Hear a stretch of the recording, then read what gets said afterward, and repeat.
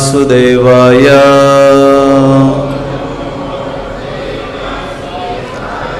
ओम नमो भगवते वासुदेवाय।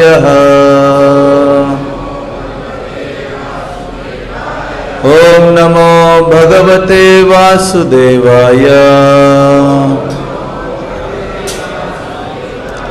ओम अज्ञानतिमिरान्धस्य ज्ञानाञ्जनशलाकया चक्षुरुन्मिलितं येन तस्मै श्रीगुरवे नमः।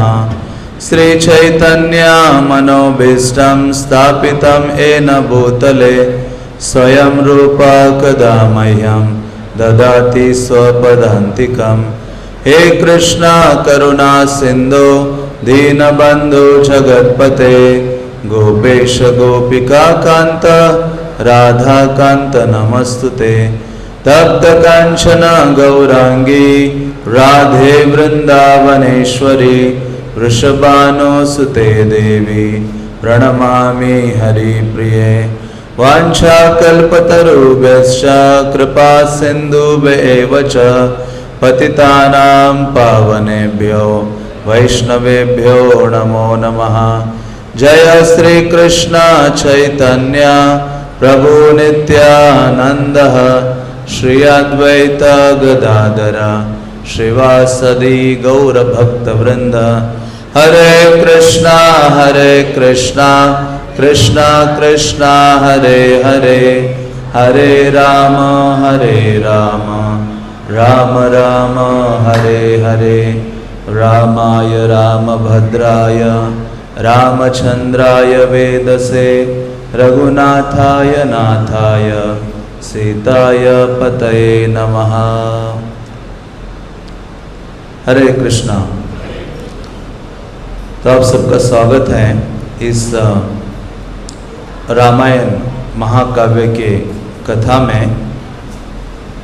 आज का चौथा दिन है जिसमें हम भगवान राम की जो दिव्य लीलाएं हैं उनका श्रवण कर रहे हैं। तो भगवान की जो लीलाएं हैं उनकी तुलना औषध से की गई है, दवाई से की गई है। श्रीमद् भागवतम में देखेंगे तो ऐसे कहा जाता है कि हर एक जीव इस भौतिक जगत में भवरोग से पीड़ित है और यदि वो कंटिन्यूअसली निरंतर रूप से भगवान के चरित्र रूपी दवाई को अपने कान के माध्यम से ग्रहण करता है तो उसका ये जो भव रोग है वो सरलता से मिट जाता है। बल्कि दूसरा एक उपाय है भगवान को अपने हृदय में धारण करने का। यदि कोई पूछे कि कैसे भगवान को हृदय में धारण किया जाए तो शास्त्र कहते हैं कि कानों के द्वारा कृष्ण जीवों के हृदय में प्रवेश करते हैं। भगवान कानों के द्वारा हृदय में प्रवेश करते हैं और हृदय में प्रवेश करके हमारे हृदय को शुद्ध कर देते हैं। इसलिए भागवत की शुरुआत में ही वर्णन आता है, शृण्वता स्वकथा कृष्ण पुण्य श्रवण कीर्तना। कहते हैं कि भगवान के बारे में श्रवण करना ही सबसे बड़ा पुण्य है। अभी किसी को पुरुषोत्तम मास आदि में पुण्य अर्जन करना है। दो प्रकार के पुण्य हैं। एक पुण्य है कि जिस पुण्य के द्वारा आपको स्वर्ग प्राप्ति हो सकती है, कोई भौतिक लाभ आपको प्राप्त हो सकते हैं। लेकिन दूसरा पुण्य है जिसके द्वारा उस पुण्य की जो सुकृति है उसके द्वारा आपका आकर्षण भगवान के प्रति हो जाता है। और वो पुण्य क्या है? भगवान की कथाओं को सुनते रहो। इसलिए कलियुग के जो जड़मती लोग हैं, मंद बुद्धि के लोग हैं, जिनकी अल्प आयु है, ऐसे लोगों के लिए कोई बड़ा काम करने की आवश्यकता नहीं है भगवान को अपना बनाने के लिए।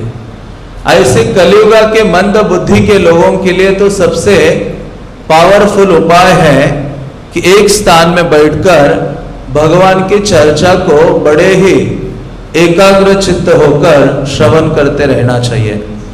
इसलिए कहते हैं कि आपको ज्यादा तीर्थों में भ्रमण करने की आवश्यकता नहीं है, अलग अलग धामों में जाने की कोई जरूरत नहीं है। यदि कोई व्यक्ति दृढ़ता के साथ हृदय में पूर्ण श्रद्धा को धारण करते हुए भगवान की कथाओं को सुनता है तो उसको किसी स्थान में जाने की आवश्यकता नहीं है। सारे धाम, सारे तीर्थ, सारे नदियां उस स्थान में प्रकट हो जाती है जहां भगवान की चर्चा होती है। इसलिए तो भगवान कहते हैं नाहम तिष्ठामि वैकुंठे योगिनाम हृदयेषु वहा। नारद मुनि ने पूछा कि हे भगवान, आपका निवास स्थान कौन सा है?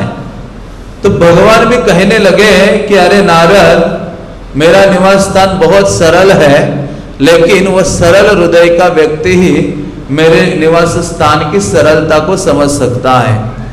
कभी कभी हमें लगता है कि भगवान को प्राप्त करने के लिए, भगवान के प्रति आकर्षण को जागृत करने के लिए बहुत बड़े बड़े काम करने चाहिए हमें। हाँ, ऐसा कुछ नहीं है।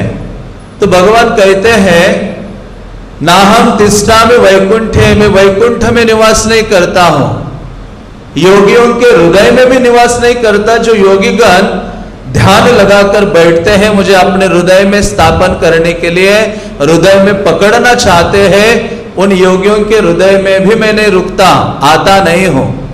तो नारद पूछते आप कहां फिर रहते हो? आपसे मिलना हो, आपको अपना बनाना हो, आपको आइज टू आई देखना हो, तो भगवान कहते हैं यत्र गायन्ति मद भक्ता तत्र तिष्ठामि नारद। हाँ, ये कोई छोटा वाक्य नहीं है, ये वास्तव में महावाक्य है।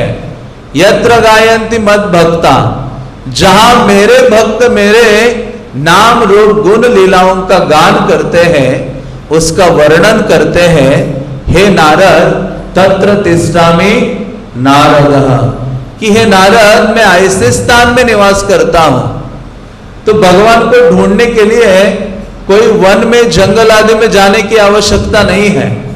व्यक्ति को कहां ढूंढना होगा भगवान को? जहां भक्त लोग मिलकर उनकी कथाओं का चर्चा करते हैं, उनकी कथाओं का गान करते हैं। तो ऐसा ही ये भगवान के राम के दिव्य चरित्र का वर्णन है, जो वाल्मीकि ऋषि के द्वारा प्रदत्त है, जिसका हम यथावत रूप से श्रवण करने का प्रयास कर रहे हैं। 3 दिनों से, तो आज का चौथा दिन है। तो हमने पिछले सत्र में सुना था कि भगवान को अयोध्या से बाहर लेके गए। कौन लेके गए अयोध्या से बाहर? उन्हें विश्वामित्र मुनि, जो सारे विश्व के मित्र हैं। बल्कि विश्वामित्र मुनि अपने लिए भगवान को लेने गए बाहर, बल्कि साधु का स्वभाव दया से भरा है। वो अपने कल्याण से अधिक कल्याण किसका चाहता है? सभी लोगों का चाहता है। दूसरों का हित करने के लिए, दूसरों का कल्याण देखने के लिए वास्तव में ये अपने साथ उनको ले जाते हैं। तो ऐसे जो विश्वामित्र मुनि हैं, भगवान को लेकर निकल पड़ते हैं अयोध्या से बाहर। और अयोध्या से बाहर निकलते हैं, हमने चर्चा की थी, भगवान ऐसे भ्रमण करते करते सिद्धाश्रम में पहुंचते हैं। उससे पहले ताड़का का वध करने के पश्चात वो सिद्धाश्रम में जाते हैं। बल्कि ताड़का का वध किया तो भगवान उसी रात्रि में उसी वन में रहे, और दूसरे दिन फिर सिद्धाश्रम में गए, जो विश्वामित्र मुनि का आश्रम था। और वहां उन्होंने जो भी सोम यज्ञ उनको करना था वो किया उन्होंने। और उसके पश्चात जब भगवान ने फिर वहां 2 असुरों का वध भी किया था। सुबाहु को मारा था, और मारीच को मारा नहीं, बल्कि उन्होंने क्या किया, 100 योजन दूर समंदर में उनको मानवास्त्र के द्वारा फेंक दिया। और जो मारीच है जहां गिरे थे, एक टापू में या बेट में गिरे थे, जहां जिसे हमने कल चर्चा की थी कि उस स्थान का नाम क्या पड़ा, मॉरिशस हुआ। तो ऐसे उनको मारने के पश्चात उस रात को भगवान विश्वामित्र मुनि के आश्रम में ही रहे। बल्कि भगवान को विश्वामित्र मुनि ने कहा कि ये जो आश्रम है ये आपका ही है, ये मेरा नहीं है, हे प्रभु ये आपका ही है। तो विश्वामित्र मुनि सब प्रकार से उनके चरणों में शरणागत हो जाते हैं। और दूसरे दिन जब सुबह उठ जाते हैं तो भगवान उनके साथ निकलने की तैयारी करते हैं। भगवान इतने विनम्र हैं, वो कहते कि हम आपके सेवक ही हैं। वो जानते हैं भक्तों का सेवक बनेंगे तो भगवान अपने चरणों में आश्रय प्रदान करेंगे। तो वो गुरु के रूप में देख रहे हैं विश्वामित्र मुनि को। और भगवान राम, वाल्मीकि ऋषि रामायण में भगवान राम को भगवान के रूप में प्रस्तुत नहीं करते हैं, उनको एक नर लीला भगवान प्रकट कर रहे हैं। क्योंकि रावण को मारने के लिए भगवान वो मनुष्य रूप धारण उन्होंने किया था और उस नर लीला को प्रस्तुत कर रहे थे। तो ऐसे विश्वामित्र मुनि सुबह उठ जाते हैं और राम लक्ष्मण भी उठते हैं। और फिर उसी समय मिथिला नरेश जनक का एक दूत आता है और वो कहता है कि शिव धनुष यज्ञ जो है उसकी तैयारियां हो रही है और आपको आमंत्रण भेजा है राजा जनक ने। तो विश्वामित्र मुनि उस आमंत्रण को स्वीकार करते हैं और इनको कहते हैं कि हे राम, हमें मिथिला नरेश का आमंत्रण है, वहां यज्ञ प्रारंभ होने वाला है, हमें वहां चले जाना चाहिए। विश्वामित्र मुनि कहते हैं कि आपको ऐसा धनुष दिखाऊंगा जो रत्नों से सुशोभित है। जनक महाराज के जो पूर्व पुरुष थे उनको वो जो धनुष है जिसे शिव धनुष कहा जाता है, जिसका माप और तोल नहीं है इस संसार में, वो बहुत ही भयंकर है, जिसको उठाना मनुष्यों के लिए, गंधर्वों के लिए, आसुरों के लिए, राक्षसों के लिए भी क्या है, बहुत ही कठिन है, या जिस पर प्रत्यंचा लगाना अत्यंत कठिन है।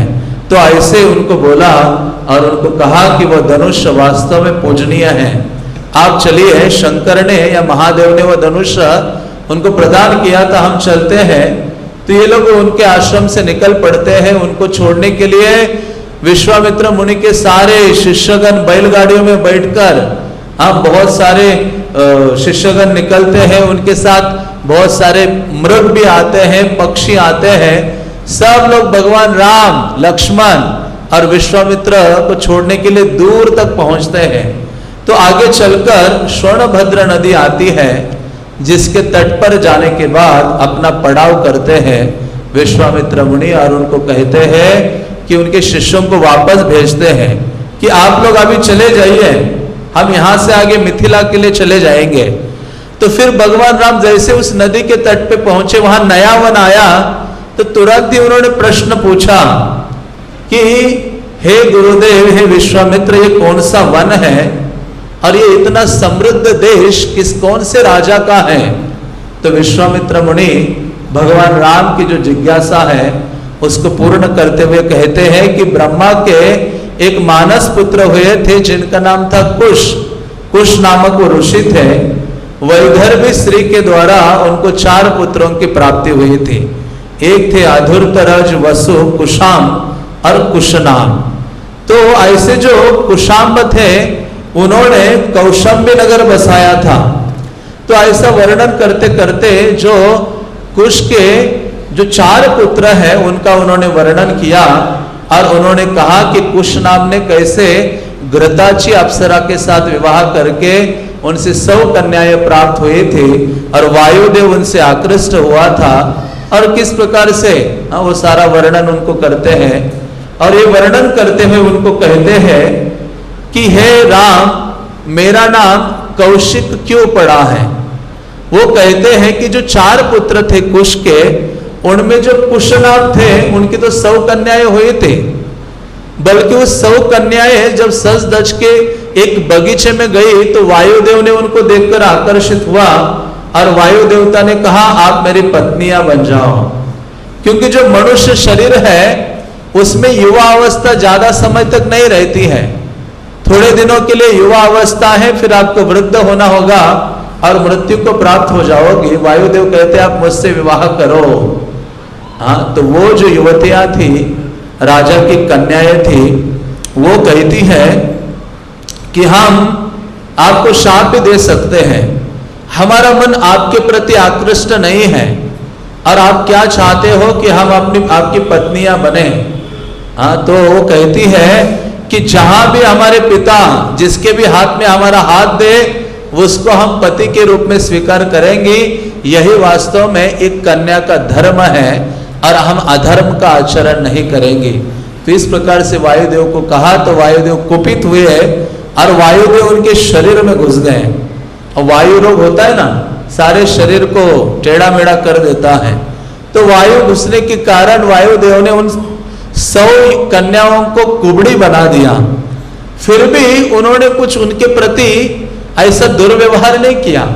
वो कन्याएं अपने पिता के पास आ जाती है, कुशनाभ के पास, और उनको बताती है कि ऐसे ऐसे हुआ। तो उनके पिता कहते हैं कि इस संसार में क्षमा ही सबसे बड़ा आभूषण है। हाँ, तो फिर आगे चलकर एक मुनि से उनका विवाह होता है, जिस मुनि के स्पर्श, हाथ के स्पर्श मात्र से उनकी वो दुरावस्था ठीक हो जाती है। तो ऐसे जो कुशनाभ थे जिनके पास कन्याएं थी लेकिन पुत्र नहीं था, तो उन्होंने भी जब पुत्रेष्टि यज्ञ किया जिससे उनको एक पुत्र मिला जिसका नाम था गाधी। और विश्वामित्र कहते हैं ये जो गाधी है ना वही मेरे क्या है, पिता है, और ये जो स्थान है यहाँ मेरा बचपन आदि गया है। इसी कुल में मैं कुशनाभ के कुल में उत्पन्न होने के कारण मेरा नाम क्या पड़ा है, कौशिक पड़ा है। और मेरी जो बहन है सत्यवती वो कौशिकी नदी के रूप में परिवर्तित होकर क्या कर रही है, बह रही है और सारे संसार को पवित्र कर रही है। तो ऐसी अपनी ही कथा उन्होंने सुनाई और भगवान राम आनंदित हो जाते हैं। वो रात उन्होंने सोनभद्रा नदी के तट पर बिताई और वहां निवास करके फिर वो दूसरे दिन निकल पड़ते हैं। जैसे ही निकले तो गंगा नदी सामने आ गई। अभी गंगा को पार करने के लिए वो निकल गए तो भगवान राम बहुत जिज्ञासु हैं। जैसे मैंने कल कहा था, उत्तर देना बहुत इजी हो जाता है। आजकल के बच्चे तो घर में माता पिता को वैसे ही उत्तर दे देते हैं। नहीं, बाप कहता है मुझे उत्तर देता है। हाँ, तो उत्तर देना सरल है लेकिन प्रश्न पूछना क्या है, बहुत कठिन है। और वैसे प्रश्न कौन से, तत्व जिज्ञासा, अपने जीवन के बारे में भगवान के संबंधित प्रश्न पूछना बहुत कठिन है। तो राम ने फिर से प्रश्न पूछा, ये जो गंगा नदी जो आप कह रहे हो ये पृथ्वी पर कैसे आई, स्वर्ग में कैसे पहुंची, समुद्र में कहाँ मिलती है, कैसे मिलती है, और इसका प्राकट्य आदि क्या हुआ, इसका प्रभाव क्या है। ये सब गंगा के बारे में हजारों प्रश्न मानवों ने पूछ लिए। प्रश्नों की बौछार या वर्षा कर रहे थे। तो फिर विश्वामित्र मुनि ने तुरंत सारे उत्तर देना शुरू कर दिए। हाँ, उन्होंने सगर आदि का वर्णन करते हुए उनके वंश में कैसे अंशुमान, दिलीप, भगीरथ आदि जो राजा हुए उन्होंने तपस्या आदि की और सगर के पुत्रों का उद्धार करने के लिए भगीरथ की तपस्या से गंगा नदी क्या होती है, फिर इस संसार में अवतरित हो जाती है। और वो कहती कि मैं आऊंगी पृथ्वी पर, लेकिन मुझे धारण कौन करेगा, मैं ऊपर से गिरूंगी तो सीधा पृथ्वी का भेदन करके पाताल में जा सकती हूँ। तब उन्होंने कहा कि एक ही है व्यक्ति जो धारण कर सकता है, आपके वेग को रोक सकता है। वो कौन थे, शिवजी थे। वैष्णवाणाम यथा शंभो। तो ऐसे शिवजी ने कहा मैं जटा में धारण करूंगा। गंगा नदी आ गई और जटा में आ गई तो उधर ही रहेगी, बाहर ही निकल नहीं पा रही थी। जटाएं इतनी कठिन थी, उसमें से बाहर निकलना बड़ा मुश्किल था। और फिर प्रार्थना करके जटा से बाहर आ जाती है। इस संसार में भगीरथ उनको लेके निकल पड़ते हैं। आगे अपना रथ लेते हुए हिमालय से गंगा को आगे लेते लेते कहाँ पहुंचते हैं, बंगाल तक पहुंचते हैं, जहां नवद्वीप मायापुर है। वहां जब ये आगे जा रहे थे अपना रथ लेकर, गंगा उनके पीछे पीछे थी, क्योंकि गंगा नदी ने कहा मुझे मार्ग दिखाओ, क्योंकि आगे क्या करना था। जहां सगर के पुत्र थे जिनको कपिल देव के प्रभाव से वो राख में परिवर्तित हो गए थे, जल गए थे, मर गए थे, तो उनका उद्धार करने के लिए गंगा जल चाहिए था। तो रास्ते में जब भगीरथ चल रहे थे तो बीच में जानु मुनि का आश्रम आ गया। ये तो अपना रथ में जा रहे हैं और गंगा तो कोई भी आगे आ जाए उसको साइड में करके निकल पड़ती है। जानु मुनि का आश्रम आया था, जानु मुनि थोड़े से कहाँ गए होंगे साइड में, वो गंगा नदी का इतना तेज बहाव था कि जानु मुनि के आश्रम में, आश्रम को लेकर ही वो बहने लगे। जानु मुनि ने देखा, अरे मैं साधु, मेरा एक छोटी सी कुटिया है, एक कमंडलू है पानी पीने का, आचमन का एक पात्र है, बैठने के लिए कुश का एक आसन है, और ये कौन आ गए इतने तेज से। जैसे देखा इतने तेज बह रही है तो उन्होंने क्या किया, उसको पी लिया, गंगा नदी को पी लिया। आप सोचो कितने शक्ति संपन्न ऐसे ऋषि मुनि थे हमारे पास। तो गंगा नदी को उन्होंने पी लिया। तो भगीरथ कहते हैं, मैं इतना कष्ट करके उसको लेके आया था, ये बेचारी कहाँ चले गए। ढूंढ ढूंढ के पता चला कि भगीरथ के पेट में विश्राम कर रही है। अगस्त्य मुनि पूरा समंदर पी लिए थे और फिर उन्होंने उसको बाहर निकाला। वैसे ही इनको नतमस्तक हो गए भगीरथ, कहते कुल का उद्धार करना है, पूर्वजों का उद्धार करना है, आप बाहर भेज दीजिए गंगा माता को। तो फिर वो कहते ठीक है। तो उनके जांग से बाहर निकलती है, इसलिए उनका नाम धारण करके वो जानवी बन जाती हैं। गंगा का नाम वहाँ जानवी पड़ता है। और ऐसे भगवान राम को कहते हैं, ये गंगा का अवतरण की कथा तो आपके पूर्वजों से संबंधित है। ये सगर है, दिलीप है, अंशुमान है, भगीरथ है, आपके पूर्वज ही है, सारे राजागण है। तो भगवान राम को थोड़ा सा छाती चौड़ी हो जाती है। बल्कि जब ये लोग निकल रहे थे ना सिद्धाश्रम से, तो जब इन्होंने बोला मिथिला जाना है, वर्णन आता है कि भगवान राम हंसने लगे।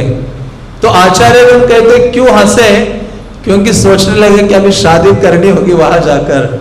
आज जब विवाह का समय आता है तो व्यक्ति आनंदित हो जाता है। तो कहते हर्ष के साथ मिथिला जाने के लिए निकले राम। कहते अभी सीता, भगवान तो सारा जानते हैं, तो भगवान सोच समझ रहे थे कि अभी जल्द ही जो लक्ष्मी है, मेरी प्रिया है, उनसे मुझे मिलने का संबंध होगा या मौका मिलेगा। तो ऐसे भगवान राम ने जब ये गंगा के अवतरण आदि का वर्णन सुना, तो वहां से फिर गंगा के तट, उसको पार करके तट पे ही निवास करते हैं। फिर उसके बाद एक नगर आता है आगे चलकर, विशाला नगर जिसको कहते हैं, वो उनको दिखाई पड़ा और उन्होंने पूछा कि इस नगर का नाम क्या है और कौन से वंश का राजा यहाँ राज्य करता है। तो उन्होंने फिर समुद्र मंथन आदि की कथा सुनाई और कहा कि यहाँ, तब जब वहां पहुंचे तो विशाला नगरी का जो राजा है सुमति, वो आता है, भगवान राम आदि का स्वागत करता है। विश्वामित्र मुनि उनका परिचय उनको देते हैं और वो रात्रि विशाला में रहकर वो बिताते हैं। फिर आगे चल के निकल पड़ते हैं। जैसे ही वो आगे चले और मिथिला नगरी नजदीक आ रही थी, तो उससे पहले ही देखा भगवान राम ने चलते हुए पूछा कि ये जो अम्रपल्लव के वृक्ष दिख रहे हैं, आम है, कटहल है, सुपारी है, नारंगी है, नारियल है, देवदारू है, नींबू के वृक्ष है, केले के है, अशोक के है, ऐसे मानो हजारों पेड़ों के नाम ले लिए।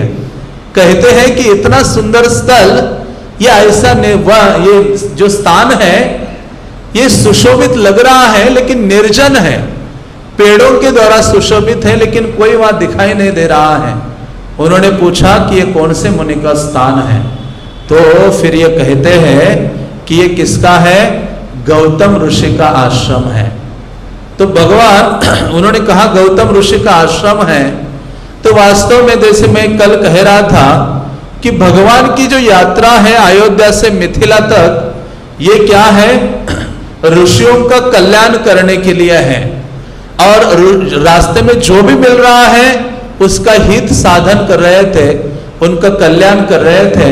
और केवल ऋषि मुनियों का कल्याण ही नहीं, बल्कि भगवान राम अपने इस अयोध्या टू मिथिला की जो यात्रा है उसमें 3 नारियों का कल्याण करना चाह रहे थे। हाँ, एक है अधवा और एक है सधवा और एक है विधवा। तो आचार्यगण कहते हैं कि अधवा मतलब जिसका विवाह नहीं हुआ। तो ऐसी अधवा स्त्री कौन है, सीता देवी, जिसका कल्याण करने के लिए भगवान राम पहुंचने वाले थे मिथिला। और दूसरी है सदवा। सदवा धवक शब्द का अर्थ होता है पति, जैसे हम बोलते हैं ना माधव, मोते उद्धार राधा धव, जगन्नाथ का एक प्रार्थना है, उसमें कहते हैं मोते उद्धार राधा धव, हे राधा रानी के पति आप मेरा उद्धार कीजिए। तो धव शब्द का अर्थ होता है पति, तो मां शब्द का अर्थ होता है लक्ष्मी, माधव। माधव मीन्स कि जो लक्ष्मी के पति हैं। तो उसी प्रकार से अधवा का मतलब है जिसका कोई पति अभी तक नहीं है, मतलब अविवाहित कन्या। तो ऐसी सीता देवी का कल्याण करने के लिए वो पहुंचने वाले थे अपने इस टूर में। वो एक स्त्री थी, एक नारी। और दूसरी है सदवा। सदवा का मतलब है जिसका विवाह हुआ है और जिसके पास पति है। तो ऐसी कौन थी? अहिल्या थी। और तीसरी थी विधवा। और विधवा कौन थी? ताड़का, जिसका पति नहीं है, उसके पास अभी था लेकिन अभी उसके पास पति नहीं है, वो मृत्यु को प्राप्त हुआ है। तो आचार्यगण कहते हैं कि ऐसे 3 प्रकार के नारियों का उद्धार करने के लिए भगवान राम की ये यात्रा थी, उनका कल्याण करने के लिए यात्रा थी। जैसे वहां नजदीक पहुंचते हैं तो कहते हैं गौतम ऋषि का आश्रम है, जहां गौतम ऋषि अहिल्या के साथ यहां निवास कर रहे थे। ऐसे अहिल्या के साथ वो निवास कर रहे थे। तो एक दिन, क्योंकि ये अहिल्या अति सुंदर स्त्री थी, तो शास्त्र कहते हैं कि ये अहिल्या शब्द से ही सूचित होता है उसका जो सौंदर्य है। हल्य शब्द का अर्थ होता है कुरूपता, और उसके आगे अ लगाने से क्या होता है? जो कुरूप नहीं है, जो सौंदर्यवती है, अहिल्या। तो इस प्रकार से वो कहते हैं कि ऐसी जो अहिल्या है, जो बहुत ही सुंदर नारी थी, गौतम की पत्नी। और एक दिन ये जो इंद्र है उस अहिल्या के सौंदर्य के प्रति आकृष्ट हो जाता है और वो क्या करता है? उस आश्रम में आता है। बल्कि वो कैसे आता है? तो वाल्मीकि मुनि कहते हैं कि उसने गौतम ऋषि का रूप धारण करके वो आया और आता है और बहुत अर्ली मॉर्निंग मुर्गी की आवाज निकालकर आवाज करता है। तो गौतम ऋषि उठ के, उनको लगता है अभी सुबह हो गई, अभी यहां से स्नान आदि मॉर्निंग के जो नित्य कर्म है उनको करने के लिए जाना चाहिए। तो वो निकल पड़ते हैं। तो यहाँ देवराज इंद्र वहां प्रवेश करते हैं। तो जैसे इंद्र को देखती है वो, तो देवराज इंद्र उनसे याचना करते हैं, उनसे प्रार्थना करते हैं कि हे अहिल्या, मैं आपके साथ प्रणय या रति सुख या समागम करना चाहता हूं। रति सुख का इच्छा करने वाले जो पुरुष है वो ऋतु काल की प्रतीक्षा नहीं करते हैं। तो ऐसे जब उसके प्रति प्रार्थना की तो वो जो अहिल्या है उसने उसको स्वीकार किया।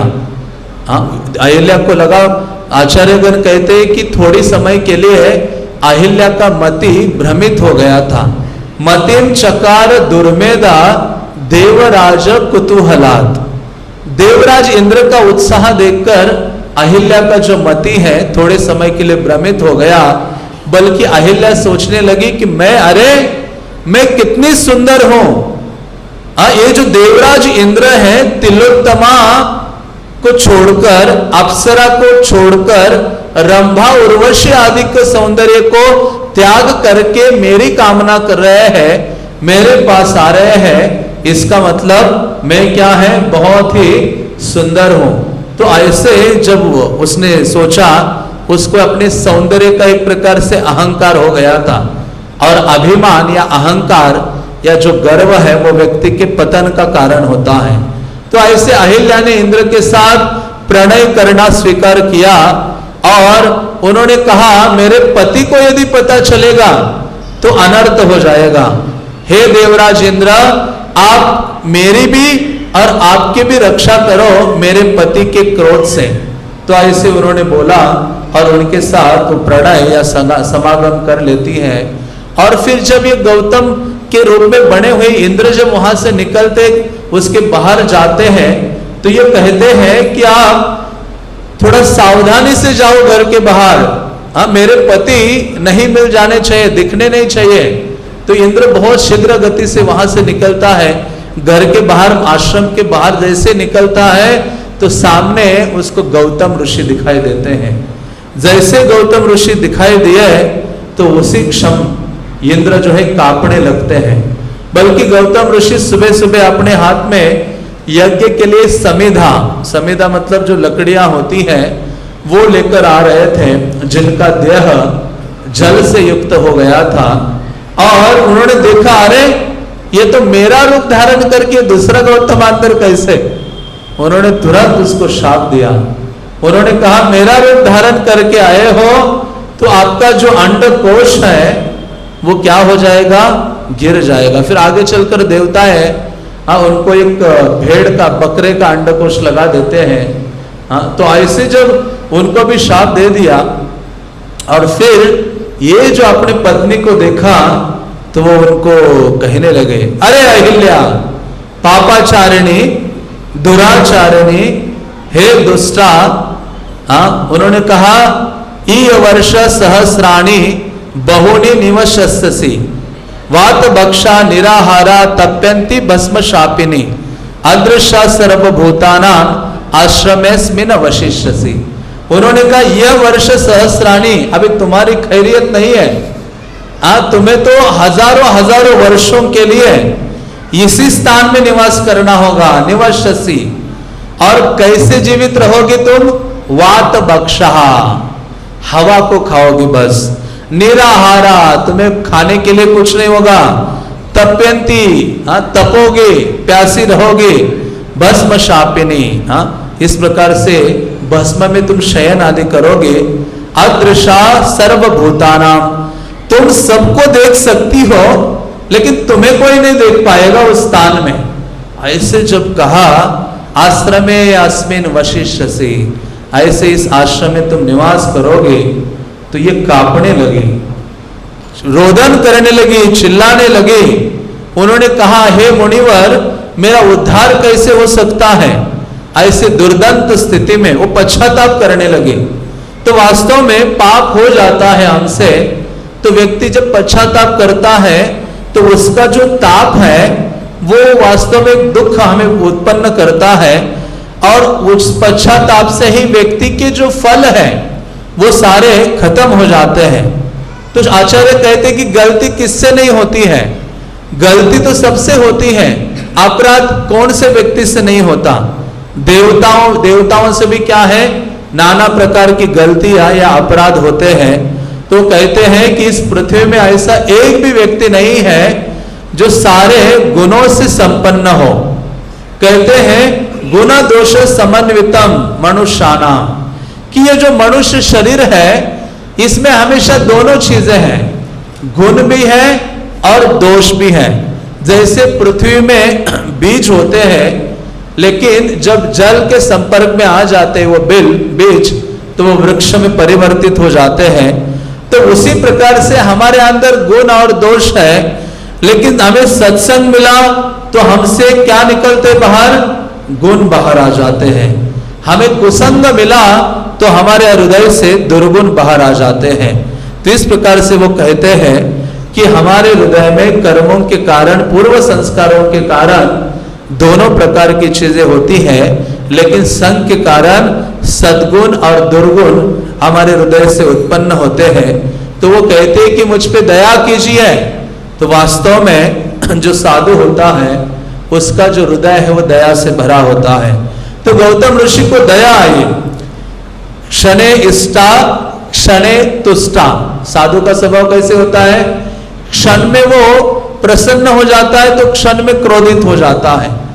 मानो साधु का स्वभाव इंद्र की, वो यदि कठोर होता है उसका हृदय तो इंद्र के वज्र के समान कठोर होता है। वज्र से बड़े बड़े पहाड़ों को चकनाचूर कर दिया था। उसी प्रकार से साधु का स्वभाव कमल से भी अधिक क्या होता है, उनका हृदय कोमल होता है। तो इस प्रकार से वो कहते हैं क्षणे रुष्टा क्षणे तुष्टा, लेकिन दुष्ट व्यक्ति की क्षणे दुष्टा प्रति, तो जो दुष्ट स्वभाव के लोग होते हैं उनके हृदय में थोड़े समय के लिए ही प्रीति होती है। तो कोई कह सकता है कि साधुओं को क्रोध क्यों आता है?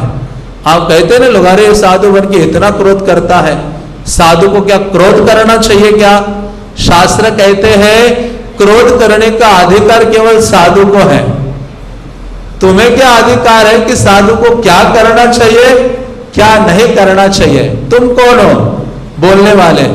साधु के धरातल पर आओ, उसके जैसे उस स्टैंडर्ड पर आओ, साधु बनो, तब उस साधु को उपदेश देने की बात सोचो।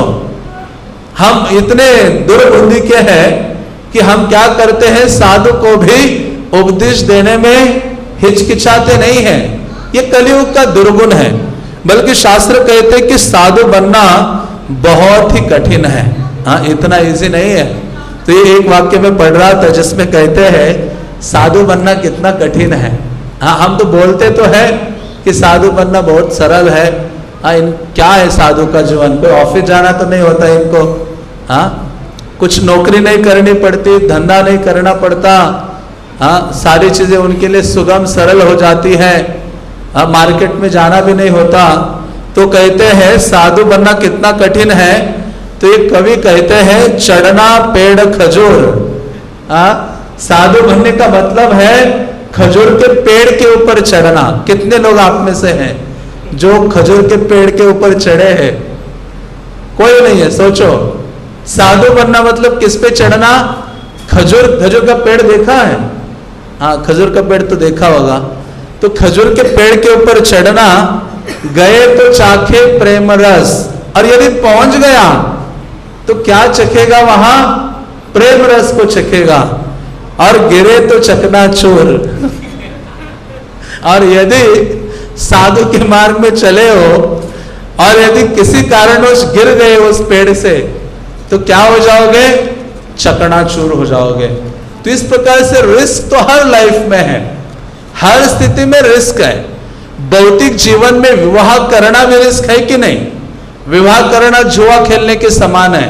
पता नहीं वो पत्नी कैसे मिलेगी, पता नहीं वो पति का स्वभाव क्या होगा। तो इस भौतिक जगत में हर चीज में क्या है? रिस्क है। हाँ, तो हमें रिस्क लेनी है तो भगवान की सेवा के लिए ले लो। प्रभुपाद ने इतनी बड़ी रिस्क उठाई। हाँ, 70 साल की आयु में चल पड़े अमेरिका, मरे या जिए जो भी हो जाए, लेकिन गए कृष्ण का प्रचार करने के लिए, और वो सफल होकर वापस आ जाते हैं। तो इस प्रकार से भगवान ने ये जब सुना तो ये कहते हैं विश्वामित्र की, हे प्रभु। हाँ, तब अहिल्या ने पूछा मेरा उद्धार कैसे होगा? कहते हैं कौन आएंगे? इसी पद से आएंगे भगवान राम, और आप चरण स्पर्श होने मात्र से आपका उद्धार होगा। तो भगवान राम आते हैं और उनका चरण जैसे स्पर्श होता है तो तपस्या में जो थी वास्तव में अहिल्या हजारों सालों से भगवान का इंतजार कर रही थी, उसका उद्धार हो जाता है। वो दिव्य देह प्राप्त करती है, भगवान राम का दर्शन प्राप्त करती है, उनके चरणों का स्पर्श प्राप्त करती है।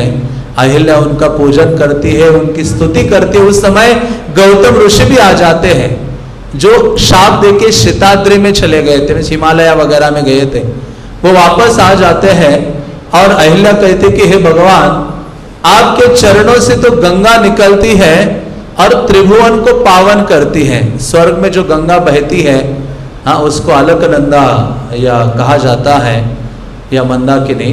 और फिर जो इस पृथ्वी में है उसको गंगा कहते हैं, और पाताल में वही गंगा बहती है तो उसको भोगवती कहते हैं। तो इस प्रकार से गंगा त्रिभुवन को पावन करते हुए जाती है। कहते जगत को पावन करते आपके चरणों का जल, तो आपके चरणों का डायरेक्ट स्पर्श मुझे हुआ है, तो मेरे जैसे को पवित्र होना कोई इतना कठिन नहीं था। तो भगवान फिर वहां से आगे, बल्कि कहते हैं वाल्मीकि रामायण में आता है कि ये गौतम ऋषि का आश्रम इसके उपवन में ही था, मिथिला के बाहर ही था, जहां से भगवान ने देखा मिथिला को, जो सीता देवी का स्थान है, जिसमें बड़े बड़े महल नजर आ रहे थे, इतना बड़ा नगर उद्यान, बड़े बड़े राजमार्ग थे, बड़े बड़े ग्रह थे जो रत्नों से बने हुए थे। और ऐसा जो शिव धनुष यज्ञ करने जा रहे थे, जो राजा जनक हैं, इस यज्ञ में भाग लेने के लिए अलग अलग स्थानों से राजाओं को उन्होंने आमंत्रित किया था। कुंतल देश से भी राजा आ रहे थे, कलिंग से, नेपाल से, कर्नाटक से, लाट, मालव, सवीर, मगध, पांचाल, कुरु, पांडे देश से, अवंती, मरु, अनेक देशों से राजा आ रहे थे और सब उन्होंने व्यवस्था की थी। सब जगह तोरण आदि लगाए थे, सब जगह नगाड़े बज रहे थे। और जैसे उनको पता चला कि विश्वामित्र मुनि का आगमन हुआ है, जनक महाराज अपना महल छोड़ के दौड़कर वहां जाते हैं। वहां जाकर वो कहते हैं कि आज मेरा राज्य पवित्र हो गया है, आपका दर्शन करके, आपके चरण कमलों का स्पर्श प्राप्त करके, और मैं ही पवित्र हो गया हूं और मेरा जीवन सार्थक हो गया है। आपका दर्शन करके ऐसा स्वागत उन्होंने किया। जब विश्वामित्र को देखा तो जनक ने उनके पीछे खड़े 2 युवकों को भी देखा। वो कहने लगे कि अरे ये विशाल वक्ष वाले काक पक्षधारी, काक पक्षधारी मतलब काक मीन्स कौवा, पक्ष मीन्स जो पंख है, तो काक के जो पंखों का कलर है, जितने काले होते हैं जो कौवे के जो पंख है या वर्ण है, वैसे भगवान राम के बाल है जो चमकीले हैं और बहुत ही सुंदर है। तो ऐसे उनको देखकर और देखा कि महाधनुर्धर है, कोमल शरीर वाले हैं, देवताओं के समान, भुवनों को पावन करने वाले, प्रसन्न वदन जिनका है, सुंदर, जो सुंदर चरित्र वाले हैं, और सूर्य के समान जिनकी कांति मानो पूरे मिथिला में फैल रही है, जो कमल लोचन है, अतुल पराक्रमी है। ऐसे इन दोनों को देखकर वो कहते हैं ये किसके पुत्र हैं, हाँ, और कैसे ये पैदल आ गए हैं। उनके चरणों को देखा जो इतनी कोमल है भगवान राम के चरण। तो विश्वामित्र मुनि कहते हैं कि ये किसके पुत्र है? राजा दशरथ के पुत्र है, जिनको मैं अपने साथ लाया था यज्ञ की रक्षा करने के लिए, जिनके चरण कमल से अहिल्या का अवयव उद्धार हुआ है, और आपके यहाँ जो शिव धनुष है उसको देखने के लिए आए हैं। तो इस प्रकार से उनका इंट्रोडक्शन वो करते हैं। और उस समय विश्वामित्र मुनि के जो शिष्य थे शतानंद, वो उसी समय वहां उपस्थित थे, और ये शतानंद अहिल्या के पुत्र थे। हाँ, उन्होंने कहा कि हे कौशिक, कौशिक किसका नाम था? विश्वामित्र मुनि का, कि हे कौशिक, आपने तो बहुत बड़ा कार्य किया है। कि आपने क्या किया है? मेरी माता का उद्धार किया है। तो फिर ऐसे शतानंद जो इनके कुल गुरु थे जनक के, वो क्या करते हैं? उस समय विश्वामित्र मुनि के जो उनका जीवन परिचय है सबके सामने वर्णन करते हैं। तो वाल्मीकि रामायण में कई अध्यायों में विश्वामित्र मुनि का पराक्रम, उनकी तपस्या, उनका बल आदि का वर्णन है। बल्कि विश्वामित्र कोई साधारण नहीं थे। उन्होंने जब तपस्या की थी, वो कहते हैं मैं अलग से मेरे सृष्टि की रचना करूंगा, वहां अलग ब्रह्मा नियुक्त करूंगा, अलग इंद्र होगा। ऐसे थे विश्वामित्र, इतने पावरफुल वो थे। हाँ, वो साधारण नहीं है विश्वामित्र। तो ऐसे उनकी शक्ति का इनके परिचय आदि देते हैं, तो बहुत ही सारे लोग सुन के आनंदित हो जाते हैं। और फिर उस स्थान में जनक महाराज उनकी सारी सुव्यवस्था करके वहां से निकल जाते हैं। फिर दूसरा जब दिन उदित होता है तो विश्वामित्र मुनि उठ जाते हैं, और राम लक्ष्मण भी उठते हैं, और उनको कहते कि अभी सूर्योदय हो गया, स्नान आदि कीजिए, हम चलते हैं। बल्कि रामचरितमानस में वर्णन आता है कि जैसे ही मिथिला में भगवान राम उठे सुबह सुबह, तो वो क्या करते हैं? उनके गुरु उनको कहते हैं, बल्कि कहते कि मुर्गे की आवाज सुन के उठे ये सारे, और उठ के आदेश देते हैं कि आप जाओ, अभी पूजन के लिए पुष्प चयन करके लाओ। तो ये वाल्मीकि रामायण में तो नहीं आता, रामचरितमानस में आता है कि भगवान राम लक्ष्मण के साथ जाते हैं पुष्प चयन करने के लिए एक बगीचे में, और वहाँ सीता देवी गिरिजा का पूजन करने के लिए आई होती है। आप सबने सुना होगा ये जो कथा है। तो वहाँ भगवान राम आदि ये जो फुलवाड़ी में थे, जहाँ ये वो भी आए थे अपनी सखियों के साथ। तो वहाँ एक सखी ऐसे भ्रमण करते करते गई, उन्होंने भगवान राम को देखा, इतने आकृष्ट हो गई, उनका वर्णन करते करते गई सीता और सखियों के पास, वो रोने लगी। कैसे अद्भुत सौंदर्य है, मानो ये दिव्य सौंदर्य की खान है। तो ऐसे उनको बताया उन्होंने, और धीरे से ऐसे चलते चलते भगवान राम ने भी कंगन आदि की आवाज सुनी, करधनी की आवाज सुनी, तो वो कहते हैं भगवान उस आवाज से ही राम आकृष्ट हो जाते हैं। वो कहते हैं मानो कि कामदेव ने विश्व को जीतने के लिए संकल्प लिया हो। तो ऐसे तब उन्होंने सीता को देखा तो उनके मुख चंद्र को निहारने लगे और वो कहने लगे ऐसा लगता है कि ब्रह्मा ने अपनी सारी निपुणता, जो डिजाइन करने की निपुणता है, शैली है, वो सीता को बनाने में ही लगा दी। ऐसे वो कहते भगवान राम। फिर वो वर्णन आता है कि कहते हैं कि जो इक्ष्वाकु वंश में जो उत्पन्न हुआ है उसका, वो कहते मेरे मन में मेरा पूरा भरोसा है, जो अकुलीन स्त्री के प्रति वो आकर्षित नहीं होगा। सत्पुरुष का मन अकुलीन स्त्री के प्रति आकृष्ट नहीं होता, और ये मेरा मन पता नहीं क्यों उस युवती के प्रति आकृष्ट हो रहा है, जनक नंदनी के प्रति। तो फिर भगवान पहली बार उनको वहां देखते हैं तो सीता देवी भी वहां घूमते घूमते भगवान राम को देखती है। राम को देख के उनकी पल के नीचे गिर ही नहीं रही थी। सखियों को कहते मेरे पलकों को क्या हो गया है, ये मानो ऐसी रह गई है। तो फिर वो देखती है, फिर उनको विचार आता है कि मेरे पिता ने तो बहुत बड़ा ये रखा है मेरे विवाह के लिए कि वो धनुष को उठाना पड़ेगा, और वो उठाने के लिए राम को देखती है तो उनको थोड़ा सा डाउट आ जाता है। कहती ये तो उठा नहीं पाएंगे, तो लेकिन इनको ही मैं पति के रूप में वरण करूंगी, किसी और पुरुष को अपने जीवन में पति के रूप में मैं नहीं स्वीकार कर सकती। फिर गिरिजा देवी के पास जाती है, जैसे गोपियां गई थी वहां ब्रज में, उसी प्रकार से यह रुक्मिणी गिरिजा देवी के मंदिर में गए थे और रुक्मिणी ने भी कृष्ण को पति के रूप में उनसे मांगा था। उसी प्रकार से सीता देवी भी गिरिजा को प्रार्थना करते हुए कहती है कि आप मुझे पति के रूप में प्राप्त हो जाए। तो गिरिजा देवी वो मूर्ति से बाहर खड़ी हो जाती है आकर, कहते यही है, आपके लिए दूसरा पति नहीं है, यही आपके लिए है, आपके असली जो पति हैं। तो ये जब सुनती है सीता देवी तो आनंदित हो जाती है।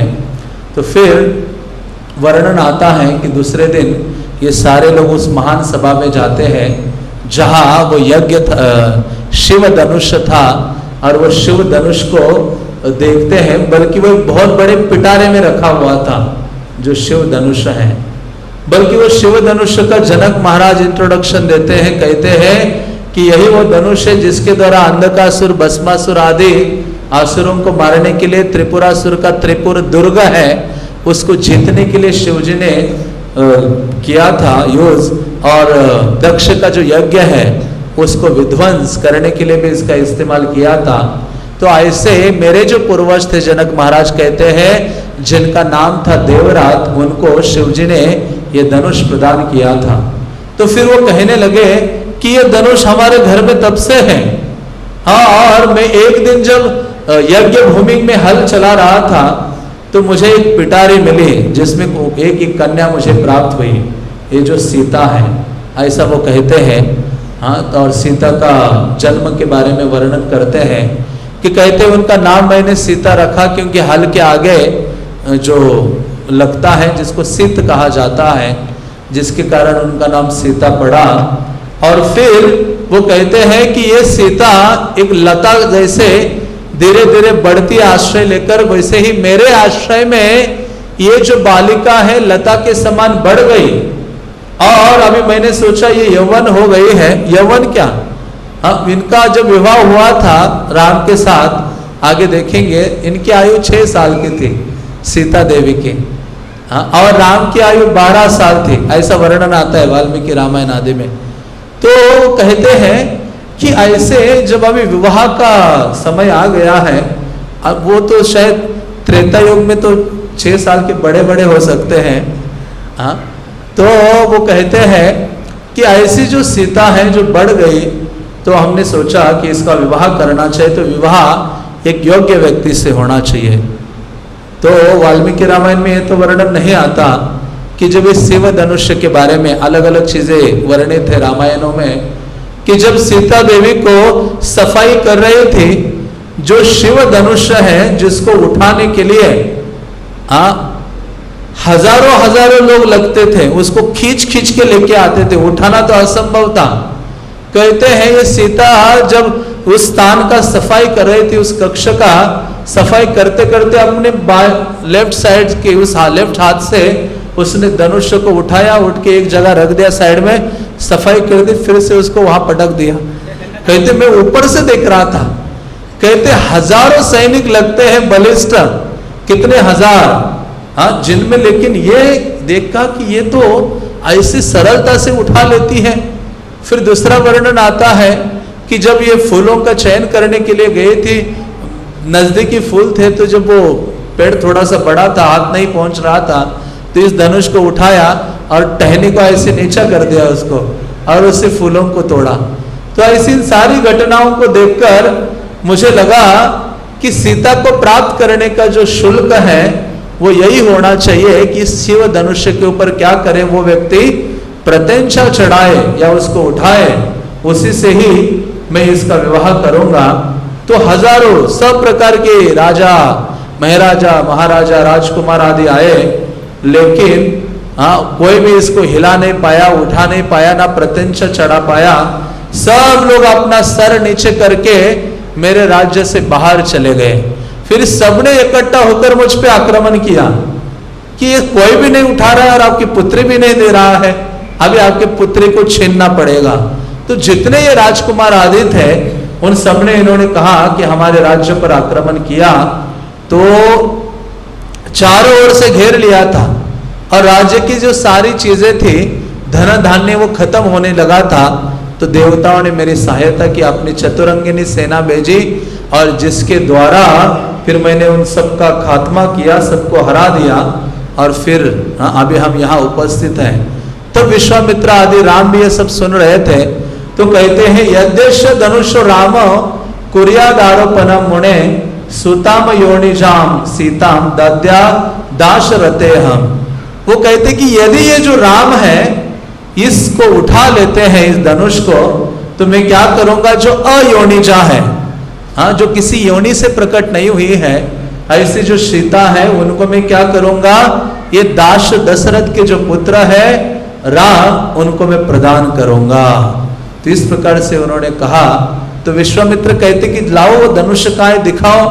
तो 10,000 सैनिक जिस पेटी में ये धनुष रखा था उसको खींच खींच के, जिसको 8 पहिए लगे हुए थे, उसको ला रहे थे खींच के, मानो सुमेर पर्वत को ही ये 10,000 योद्धा खींच रहे हैं। और वो जब उसको लाया उस स्थान में, सभा भवन में, जहाँ बहुत सारे लोग और राम, लक्ष्मण, विश्वामित्र आदि भी उपस्थित थे, तो उस सभा भवन के ऊपर एक गवाक्ष खिड़कियां थी, जहां सीता देवी, उर्मिला और जनक महाराज की पत्नी वो सब थे वहां। और वो उन्होंने वहां से देखा, उन युवकों को देखा, राम और लक्ष्मण को, उनके गुणों की चर्चा करने लगे, उनके रूप की चर्चा करने लगे, उनके शौर्य की चर्चा करने लगे। सीता देवी वो सारा सुन के सीता देवी का मन स्थिर हो गया। भगवान राम में, भगवान राम के शौर्य, पराक्रम, गुण, रूप आदि की चर्चा सुनकर सीता देवी का जो मन है भगवान राम में स्थिर हो जाता है। और मानो सीता देवी को लग रहा था कि ये राम के गुण कितने आकर्षक हैं, मेरे हृदय को कितने आनंद प्रदान कर रहे हैं। तो सीता देवी सोचती थी कि मानो ये अमृत की वर्षा हो रही है। सीता देवी सुनते जा रही थी। फिर सीता देवी को सबने सजाया और सबने कहा कि यही बेस्ट वर है आपके लिए। और ये उर्मिला भी थी वहां। तो सखियों ने बोला वो दूसरा आपके लिए भी है, वो दूसरा जो राम के साथ है वो आपके लिए है। तो ये दोनों तो आनंदित हो जाती हैं इन दोनों को देखकर। तो सभा भवन में वो जो पेटी आती है, तो गाधी पुत्र जो विश्वामित्र है, वो कहते कि इस पे तो कोई भी प्रत्यंच चढ़ा नहीं पाया है। किन्नर, देवता, गंधर्व आदि तो मनुष्यों की क्या मिसाल है, वो क्या चढ़ा पाएंगे। तो बहुत सारे लोग लगे उसको उठाने का प्रयास किया, तो कोई उठा नहीं पाए।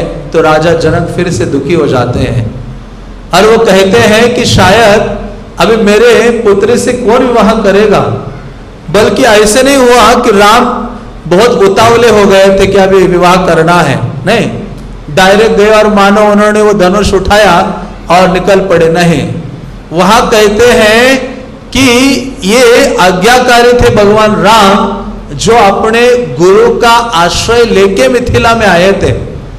जब तक विश्वामित्र ने उनकी ओर दृष्टिपात नहीं किया, तब तक राम क्या है, अपने जगह से हिले नहीं।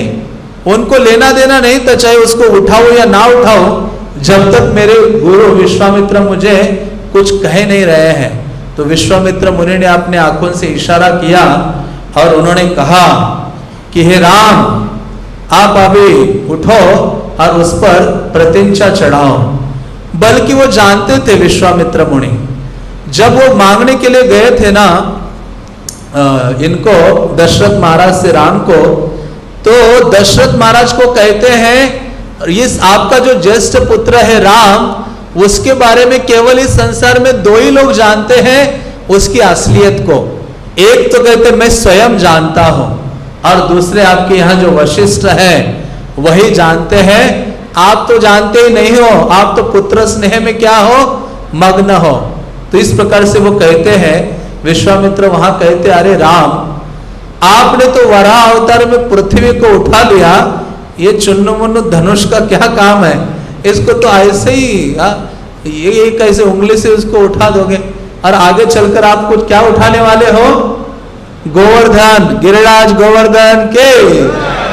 तो वो सोचने लगे आगे चल के आपको गोवर्धन उठाना है, और आपको वराहदेव के रूप में आपने दांतों के ऊपर पूरे पृथ्वी को उठा लिया। तो भगवान राम हंसते और उठते हैं। अकेले नहीं उठे, लक्ष्मण भी उड़ गए उनके साथ, क्योंकि लक्ष्मण क्या है, कुछ भी हो जाए साथ नहीं छोड़ेंगे। हाँ, होता है ना वो फेविकॉल का मजबूत जोड़ है।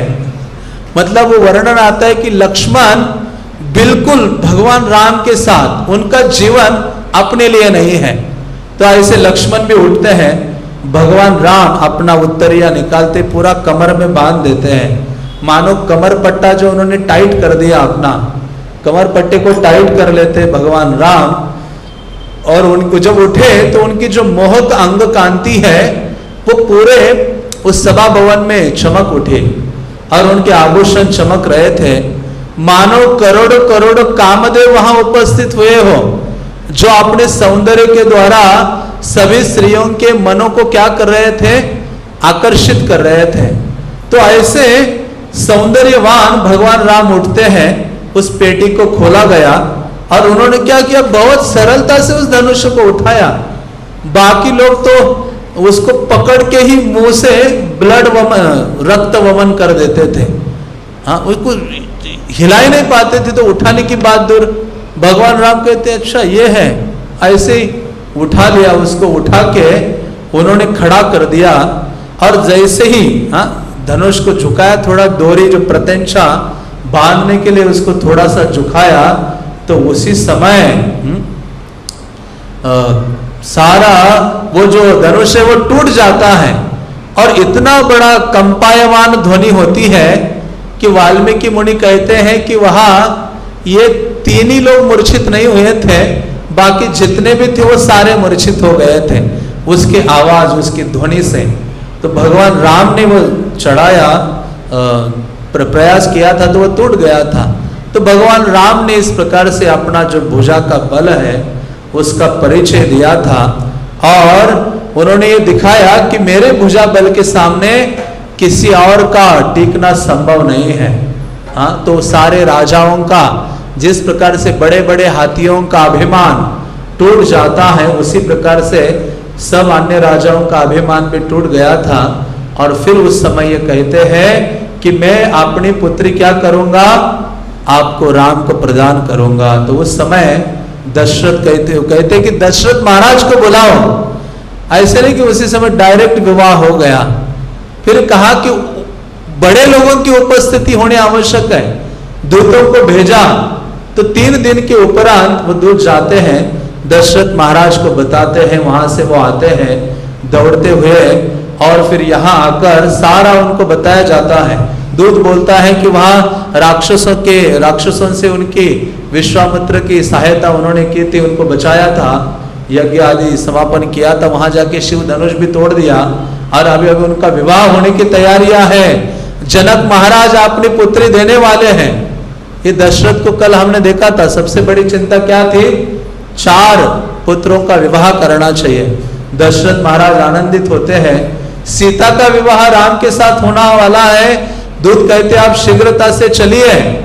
तो देख दूसरे ही दिन अपने मंत्रियों को साथ लेकर, वशिष्ठ को साथ लेकर, ये 4 दिन की यात्रा पूरी करने के बाद दशरथ महाराज वहां पहुंचते हैं और जनक महाराज दशरथ का स्वागत करते हैं और वो कहते हैं कि मैं कृतार्थ हो गया महाराज दशरथ, आपका यहाँ आगमन हो गया है।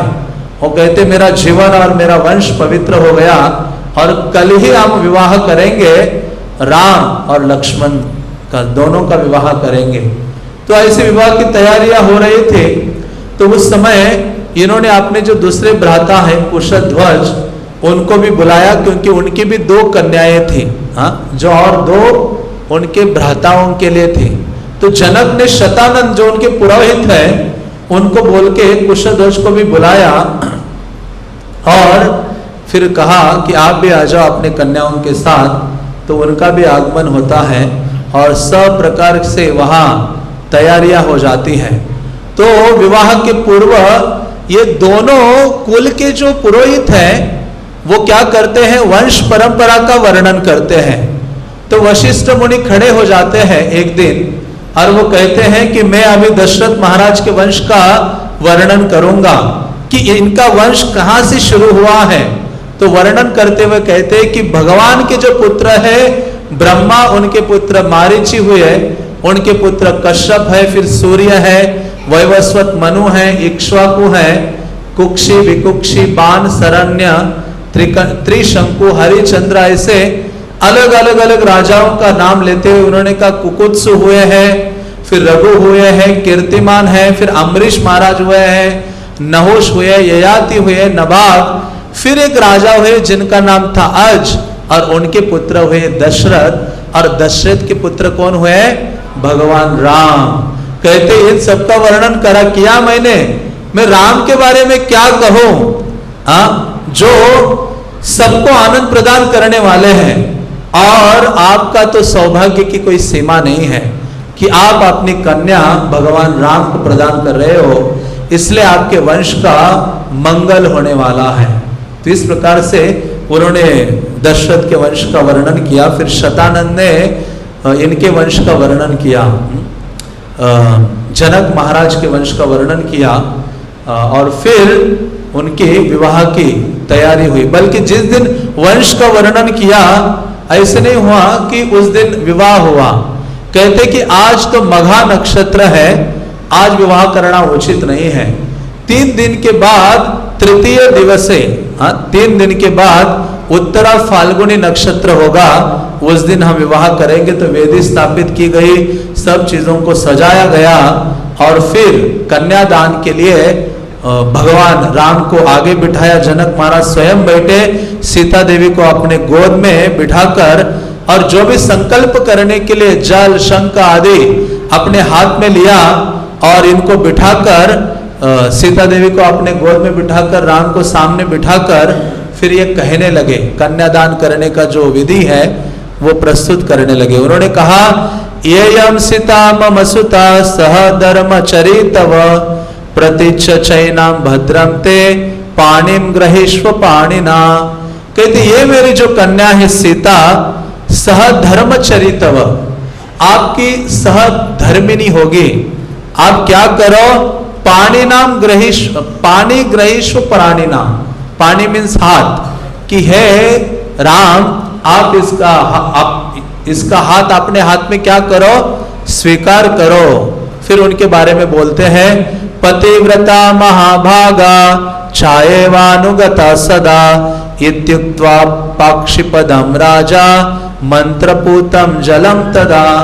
तो राजा दशरथ ने जल अर्पित करते हुए, जब जल राम के हाथ में वो देने वाले थे, उससे पूर्व उन्होंने कहा ये जो मेरी कन्या है ये पतिव्रता है।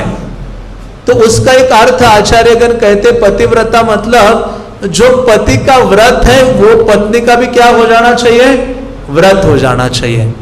पातिव्रता सती धर्म भी है, लेकिन दूसरा क्या है, जो व्रत पति ने स्वीकारा है वो व्रत किसका बन जाना चाहिए, पत्नी का भी बन जाना चाहिए। तो वो कहते हैं, बल्कि ऐसे कहा मानो भगवान राम का व्रत क्या था, रावण को मारना, तो सीता देवी का भी व्रत क्या बना फिर, रावण की हत्या करना, रावण को मारना। ऐसा आचार्यगण कहते हैं कि राम का जो व्रत है रावण को मारना, वही व्रत इनका भी बना सीता देवी का, जिसके लिए वो जाती है। और वो कहते महाभागा, ये सीता देवी जहां भी जाएगी उस व्यक्ति के जीवन में महाभाग्य का उदय हो जाएगा। बल्कि आचार्यगण कहते सीता देवी, रावण का भी भाग्य उदय सीता ने ही किया है। कहते राम लंका में प्रवेश करने के पूर्व सीता देवी वहां गई और रावण के भाग्य का उदय किया कि रावण को गति मिली भगवान राम के द्वारा। और वो कहते हैं तीसरा गुण, छाएव अनुगता सदा, ये आपके साथ कैसे रहेगी, मानो छाया के भांति। कभी छाया हमसे अलग होती है नहीं, सदैव रहती है। तो यही चीज सीता देवी बोलने वाली है जब वनवास जाने का समय आता है। ये मना करते हैं, लेकिन वो कहते हैं हे राम आप भूल गए, विवाह के समय मेरे पिता ने क्या कहा था आपसे, पिता ने कहा था ये छाया के समान साथ रहेगी, और आप मुझे यहां छोड़ के जा रहे हो। तो इस प्रकार से उन्होंने कहा छाएव अनुगता सदा, छाया के समान ये आपका अनुगमन करेगी। और जो मंत्र से युक्त जल है वो जनक महाराज ने भगवान राम के हाथों में समर्पित किया। और बल्कि रामानुज संप्रदाय के आचार्य कहते हैं पाणिम ग्रहीष्व पाणिना, मतलब हाथ, इसका हाथ में ले लीजिए। तो वहां वो आचार्यगण कहते हैं कि हे राम आपको ये भी सोचना होगा, केवल हाथ ही हाथ में नहीं ग्रहण करना, बल्कि जब ये मेरी, मानो जनक महाराज ऐसा कह रहे हैं कि मेरी ये जो पुत्री है किसी कारणवश कुपित हो जाती है, मान व्यक्ति करती है, मान व्यक्त करती है, तो उसको समझाने के लिए आपको उसके चरण भी पकड़ने पड़ेंगे। ऐसा नहीं है कि केवल हाथ ही पकड़ना पड़े। हाँ, तो ये सब चीजें आचार्यगण अपने वक्तव्य में उद्धृत करते हैं। फिर भगवान उनको स्वीकारते हैं। फिर लक्ष्मण को आगे बिठाते, लक्ष्मणागच्छ भद्रम ते उर्मिला मुध्यता मया प्रतीक्ष पाणि ग्रहीष्वमा भूतकालश पर्यया। तो फिर से उर्मिला को गोद में लिया, लक्ष्मण को आगे बिठाया और उनका कन्यादान किया। फिर वो कहते हैं उसके उपरांत उन्होंने भरत को आगे बिठाया, तमेव मुक्ता जनको भरतम चाव्य भाषतः ग्रहान पाणि मांडव्याम पाणि नाम रघुनंदना। वह भरत का रघुनंदन कहाँ है?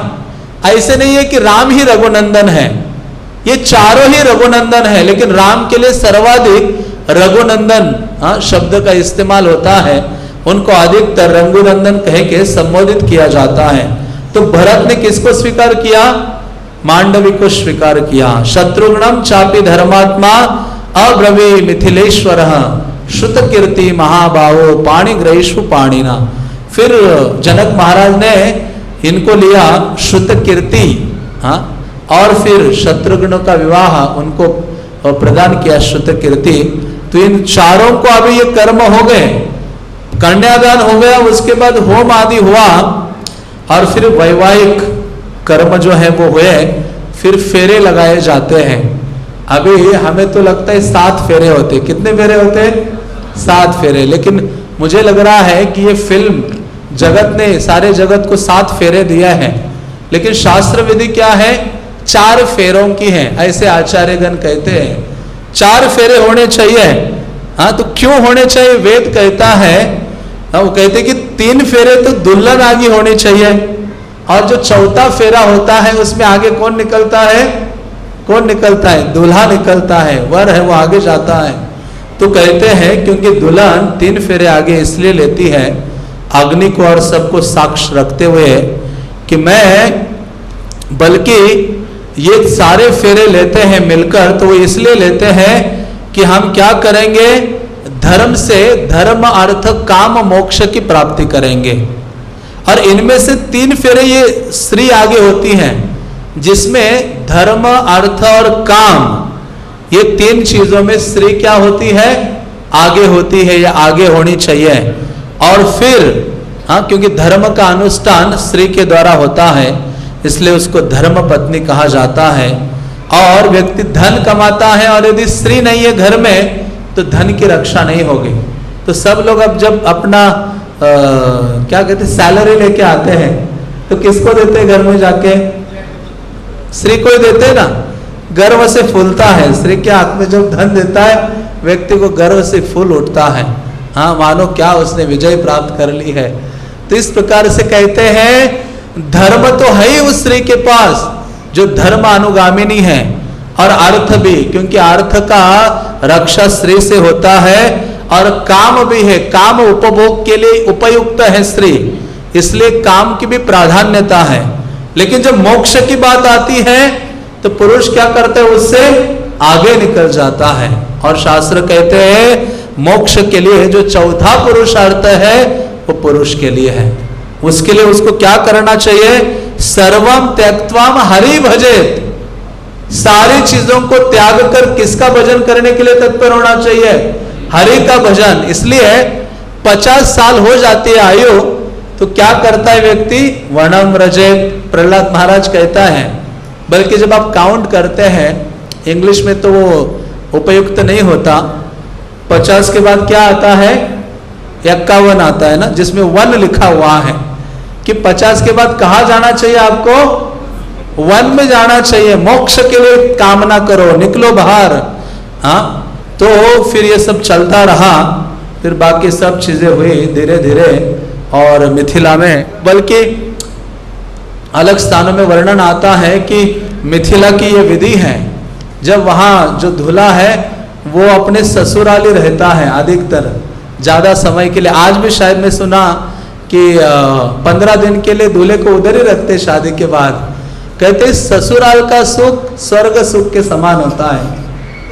आप में से पता है किसी को? नहीं, आजकल तो रहा नहीं। हाँ, तो वैसे कहते हैं। तो वर्णन आता है अलग अलग रामायणों में कि वहां भगवान राम लगभग जाने नहीं दिया, कुछ ना कुछ बहाना मार के भी कार्तिक आ रहा है, ये मास आ रहा है, वो मास आ रहा है, ऐसे करते करते पुनः 1 साल हो गया, तब तक भगवान राम उधर ही रहे। और दशरथ कहते कब तक रहेंगे, हमारी अवध, हम अयोध्या हमें हमारा इंतजार कर रही है। तो इस प्रकार से इनका विवाह आदि होता है। विवाह के पश्चात ये सब लोग निकल पड़ते हैं। वैसे वर्णन आता है कि विवाह की रात्रि हो गई तो विश्वामित्र मुनि वहां से निकल पड़ते हैं।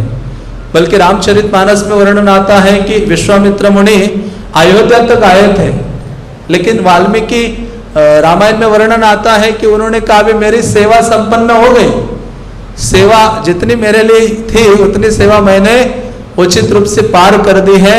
वो फिर हिमालय के लिए निकल पड़ते। जैसे ही एक गेस्ट निकलता है उनको देखकर बाकी सब निकलना शुरू करते हैं।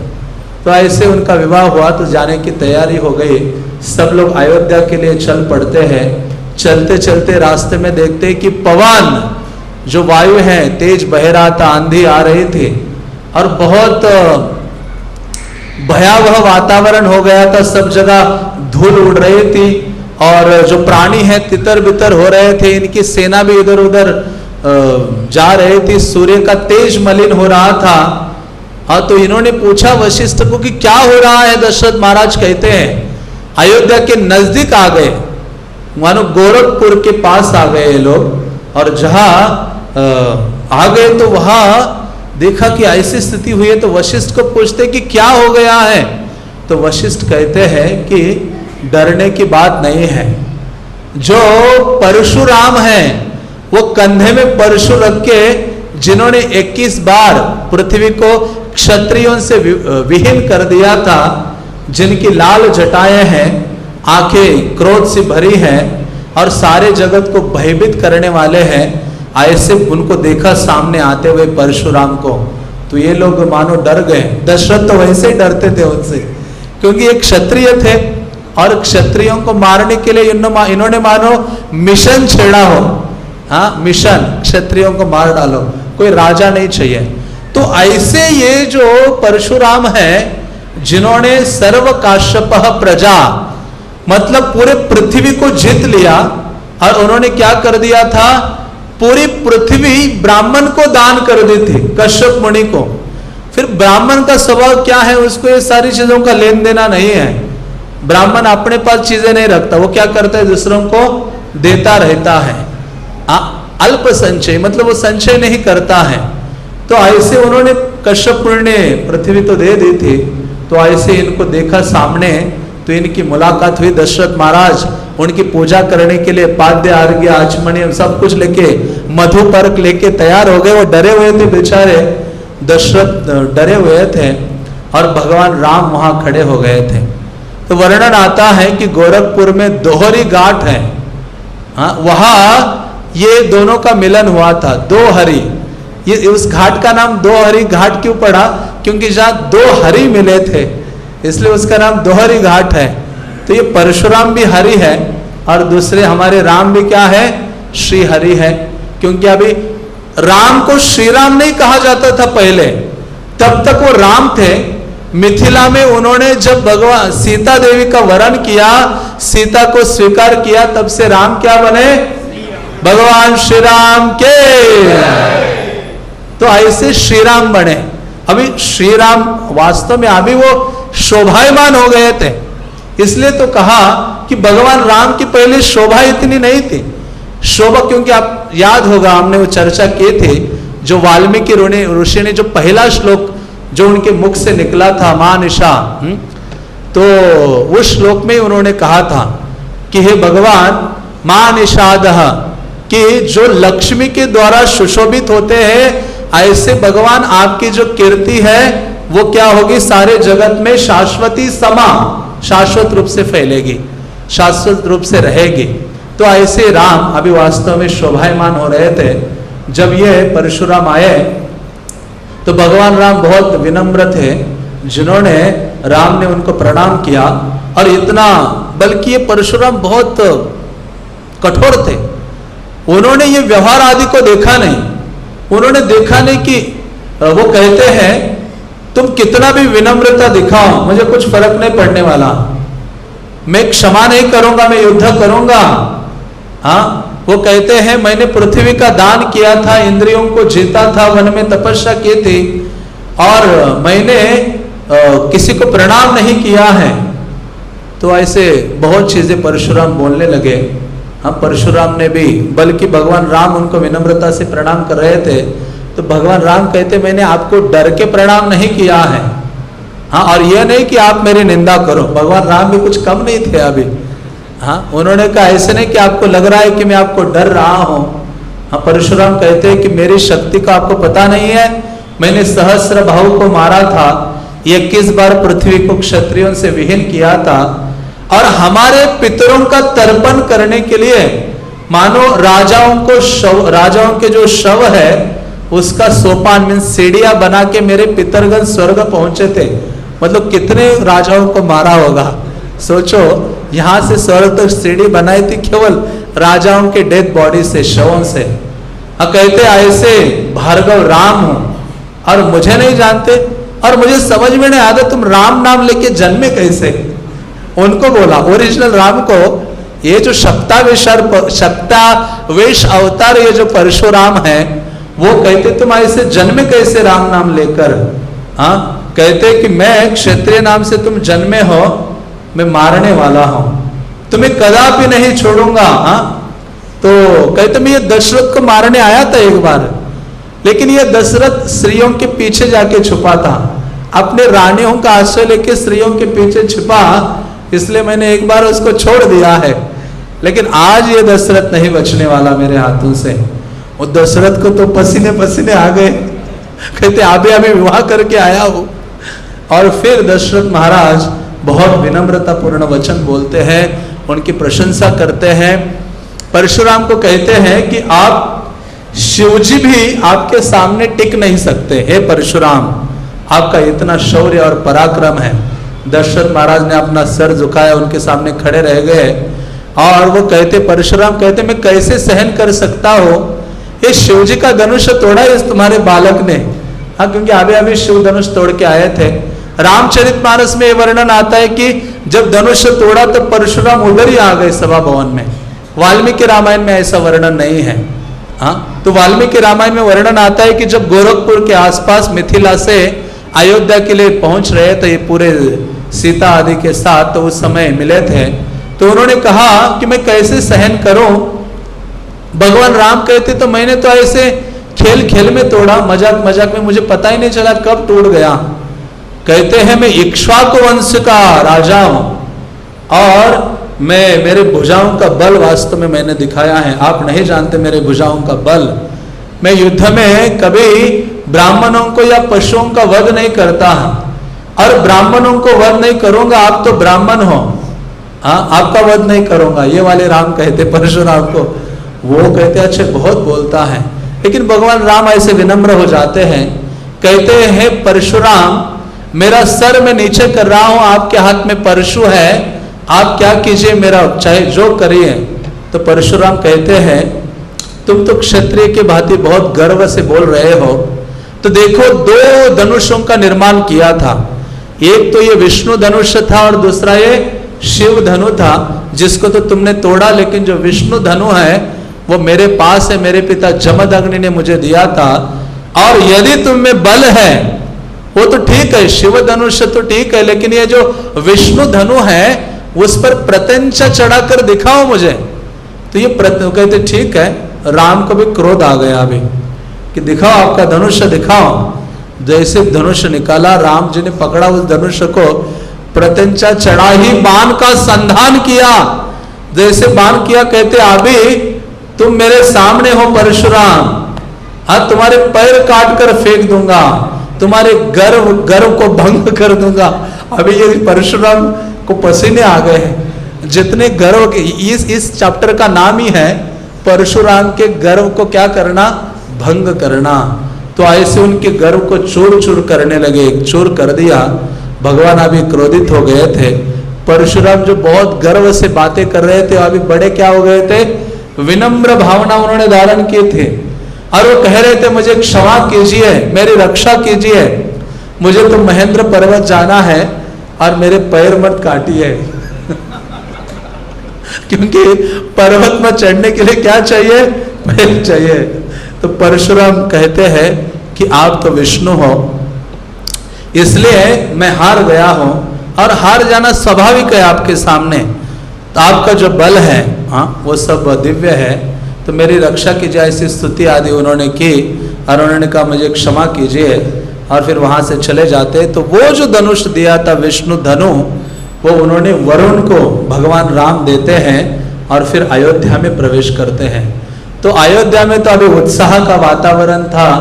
अयोध्या में उन्होंने प्रवेश किया, मंगल वाद्य बज रहे थे, सारी रानियां इनके स्वागत के लिए आ रही थी, स्वर्ग से पुष्पों की वर्षा हो रही थी, आरतियां हो रही थी, प्रसन्नता का वातावरण था, प्रसन्नता से सब लोग प्रवेश कर रहे थे। हाँ, पुष्पों की वर्षा और रानियों ने स्वागत किया। ये सब पहुंचने के बाद तो जो रीति होती है, नई जो विवाहित कन्या है उसका मुंह दिखाने की रीति होती है ना, उसका घूंघट ढका होता है।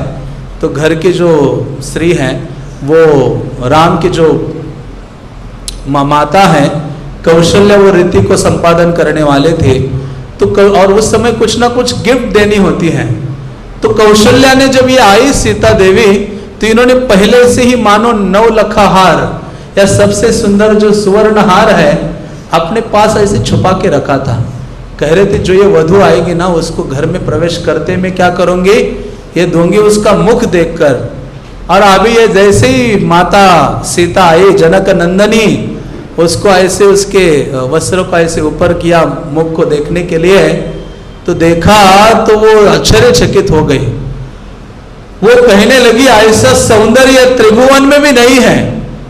वो कहा ये क्षुद्र हार, इस सोने का क्षुद्र हार मैं इसको दूं, इसके सामने, इनके सौंदर्य के सामने इस हार का कुछ सौंदर्य नहीं है। उन्होंने पीछे छुपा के रख दिया अपने हाँ, साड़ी में डाल के रख दिया उसको। कहती है कि मैं ये हार नहीं दे सकती आपको, उससे बढ़कर एक भेंट दूंगी अभी। तो सीता देवी कहती क्या आप देने वाली है मुझे? तो कहती है कि देखो हे सीते, ये जो राम है उस पे हम दोनों का भी अधिकार है। तुम्हारा अभी तुम वैवाहिक उनकी पत्नी बने हो, धर्म पत्नी हो, जितना अधिकार आपका है उतना भी मैं माँ होने के कारण मेरा भी अधिकार है। तो मैं क्या कर रहे हो अभी, वो पूरा के पूरे राम को क्या कर रहे हो अभी, आपको सौंप रहे हूं, पूरे राम को दे रहे हूं। तो फिर सुमित्रा आती है, सुमित्रा भी उनको देना चाहती है सीता देवी को। सीता देवी को कहती है कि मैं आपको लक्ष्मण अर्पित कर रहे हूं, वो आपकी सेवा करेंगे। फिर कई सोचती मैं क्या दूं, कई आ गई। कई कहती है कि मैं आपको कनक भवन दे रही हूं। आज भी आप अयोध्या जाते हो तो वहाँ कनक भवन है, तो सीता देवी को वो कनक भवन भी देती है। तो यहाँ इनका आगमन हुआ तो वाल्मीकि ऋषि, ये जो पहला कांड है बाल कांड, उसका यहाँ क्या हो जाता है, समापन हो जाता है। और फिर वाल्मीकि रामायण का दूसरा जो कांड है अयोध्या कांड की शुरुआत होती है। तो जैसे मैंने कहा था बाल कांड की प्रमुखता है, उसमें यज्ञ की प्रमुखता है। तो उसी प्रकार से बाल कांड में वचन पालन ही, उस अयोध्या कांड में वचन पालन ही क्या है, उसका महत्वपूर्ण केंद्र बिंदु है। तो वचन पालन करना कैसे, इसकी शिक्षा वास्तव में अयोध्या कांड में हमें प्राप्त होती है। तो जिसका अयोध्या कांड का एक केंद्र बिंदु है। और दूसरा ये भी अयोध्या कांड से प्राप्त होता है, एक उत्तम भागवत भक्त का चरित्र कैसे होता है। और भगवान राम इसी अयोध्या कांड में वन में गमन करते हैं, और वास्तव में इसका दूसरा नाम है करुणा कांड। क्या नाम है, करुणा कांड, क्योंकि ये जो अयोध्या कांड है ये करुणा रस से भरा हुआ है, इतना मधुरतम है, इतना दिव्यतम है। तो भगवान आ जाते हैं तो अयोध्या कांड शुरू करते हैं। अयोध्या कांड शुरू करते ही वाल्मीकि ऋषि वर्णन करते हैं, गच्छतां मातुलकुलं भरतेन तवानग शत्रुघ्न नित्य शत्रुघ्नो नीत प्रीति पुरस्कृतः। शत्रुघ्न को क्या बोला गया है, शत्रुघ्नो नित्य शत्रुघ्न, कि शत्रुओं का जो नित्य शत्रु रहता है वो कौन है, शत्रुघ्न है। और हमारे नित्य शत्रु तो हमारे हृदय में है, जिनका वध करने में दक्ष है, जिनका आश्रय लेने से। क्योंकि शत्रुघ्न का विशेष गुण क्या है, कल मैंने बताया था, भक्त की सेवा करना। हाँ, तो नित्य शत्रुओं का विनाश करना है हृदय के, तो व्यक्ति को भक्तों की सेवा अपने जीवन में स्वीकार करनी होगी। और किसी चीज से हृदय का मार्जन और हृदय में जो नित्य शत्रु है उनका खात्मा होना संभव नहीं है। तो उस समय गच्छतां मातुल कुलम, तो जो भरत अभी आ गए वापस, तो वो चले गए मामा के यहाँ, हाँ, गांधार के पास, अफगानिस्तान के आसपास। प्रभुपाद एक जगह लिखते हैं कि आजकल का रशिया है वो कई देश था, लेकिन और एक जगह प्राप्त होता है कि अफगानिस्तान का जो एरिया है उसको भी ये स्थान कई देश हैं। तो ऐसे वहाँ चले जाते हैं अपने मामा के यहाँ, और उनके साथ शत्रुघ्न भी जाते हैं। जहाँ भरत जाएंगे वहाँ शत्रुघ्न भी चले जाएंगे। तो ऐसे कई देश में वो चले जाते रहते हैं। उनके मामा का नाम था युधाजित। वहाँ स्नेह के साथ सुखपूर्वक वहाँ रहते हैं, और वहाँ उनको दशरथ महाराज की याद आने लगती है। और दशरथ महाराज भी यहाँ उनसे उनको बहुत याद करते हैं। दशरथ महाराज का अपने पुत्रों के प्रति अत्यधिक स्नेह और प्रेम था, और ऐसा समझते थे अपने पुत्रों को मानो उनकी चार भुजाएं हों। हाँ, चार पुत्र है तो क्या है, चार भुजाएं हैं, चतुर्भुज। हाँ, तो इस प्रकार से उनमें भगवान राम उनको अत्यधिक प्रिय थे, क्योंकि वो सनातन विष्णु थे। जो सनातन विष्णु है, भगवान है, वो वास्तव में राम के रूप में आते हैं और रावण को मारने के लिए आते हैं। और उस समय कौशल्या माता का वर्णन करते हुए कहते हैं कि इंद्र की माता आदिति की जो शोभा थी, जो ऐश्वर्य था, वैसा ही ऐश्वर्य, वैसी ही शोभा इनकी थी, कौशल्या माता की। तो जिस प्रकार से बाल कांड के शुरुआत में राम के असीम गुणों का वर्णन वाल्मीकि मुनि ने किया था रामायण की शुरुआत करते हुए, उसी प्रकार से अयोध्या कांड की शुरुआत करते हुए कई श्लोकों के द्वारा ये क्या करते हैं, राम के गुणों का वर्णन करते हैं। वो कहते हैं कि राम रूपवान है और ऐसे राम कभी दोष नहीं देखते। ये सबसे बड़ा गुण है भगवान राम का। बल्कि कोई व्यक्ति थोड़ा भी उनके लिए कार्य करता है ना, राम कभी भी नहीं भूलते। और कोई व्यक्ति और वो कहते हैं ऐसे राम सबके प्रति सम है, शांत चित्त है, मीठे वचन बोलने वाले हैं। कोई व्यक्ति कितना ही उनसे कठोरता से बोल रहा हो तो राम हमेशा उससे मीठे या शांत शब्दों से बात करते थे। और कोई व्यक्ति उनके प्रति कितने भी अपराध कर ले, कितनी भी उनके प्रति गलतियां कर ले, तो भगवान राम उनको कभी भी याद नहीं रखते थे, उनके अच्छे गुणों को याद रखते थे। और एक व्यक्ति कोई उनके प्रति उपकार करे तो भगवान राम संतुष्ट हो जाते थे। और भगवान राम का एक गुण था, जो अपने से जो बड़े हैं उनका संग हमेशा करते थे, उनसे हमेशा मिलते थे, वार्तालाप करते थे, सत्पुरुषों से चर्चा करते थे, कभी झूठ नहीं बोलते थे, प्रजा के प्रति अनुरक्त थे, उनकी सेवा करते थे। ब्राह्मण प्रति पूजक, ब्राह्मणों के वो पूजक थे। और वो कहते हैं कि ऐसे राम जो दोष नहीं देखते, तो एक उदाहरण आता है कैसे दोष नहीं देखते थे, सदैव गुण देखते थे। कहते हैं कि एक बार विष्णु के पास ये दो लोग जाते हैं, लक्ष्मी जाती है और शनि जाते हैं। तो ये लक्ष्मी और शनिदेव विष्णु के पास गए और उनको कहा कि हे विष्णु, आप बताइए हम में से कौन अच्छा लगता है, हाँ दोनों में से कौन अच्छा लगता है। यदि आपको पूछा जाए आपको शनिदेव अच्छे लगते हैं कि लक्ष्मी अच्छी लगती है, तो कितने लोग कहेंगे शनि महाराज अच्छे लगते हैं। कोई नहीं चाहता शनि आ जाए। तो भगवान विष्णु कहते हैं उन लक्ष्मी को और शनि को, कहते देखो सामने मंदिर है, जाओ आप चल के जाओ और उस मंदिर को छूकर वापस मेरे पास आओ, विष्णु कहते हैं। तो ये गए, दोनों चल के गए और आए। तो विष्णु कहते हैं हे लक्ष्मी, जब आप दोनों को मैंने चलते हुए देखा तो लक्ष्मी तुम जब आते हुए बहुत अच्छी लगती हो, और शनि को कहा तुम जाते हुए बहुत अच्छे लगते हो। मतलब किसी में दोष देखा उन्होंने? नहीं देखा। मतलब अल्प छिद्र सर्वलोके गाय, चैतन्य चरितामृत में वर्णन आता है कि हमारी बुद्धि तो इतनी मक्खी की तरह है, किसी में थोड़ा अल्प छिद्र हमें दिखता है तो हम उसका गान करने लगते हैं। तो यहाँ भगवान राम किसी में दोष नहीं देखते थे, सदैव गुण ही गुण देखते थे। और एक कहा जाता है भगवान राम का एक गुण था पूर्वभाषी। पूर्वभाषी शब्द का अर्थ है कि यदि हम में कोई मन मुटाव हो जाता है तो व्यक्ति बात नहीं करते आपस में। व्यक्ति सोचता है नहीं मैं नहीं बात करूंगा, लगता है कि बात करना चाहिए, लेकिन कहते नहीं वो बात करेगा तभी हम बात करेंगे। नहीं, कहते कि मैं क्यों छोटा बनूं, उसने पहले बात करना चाहिए।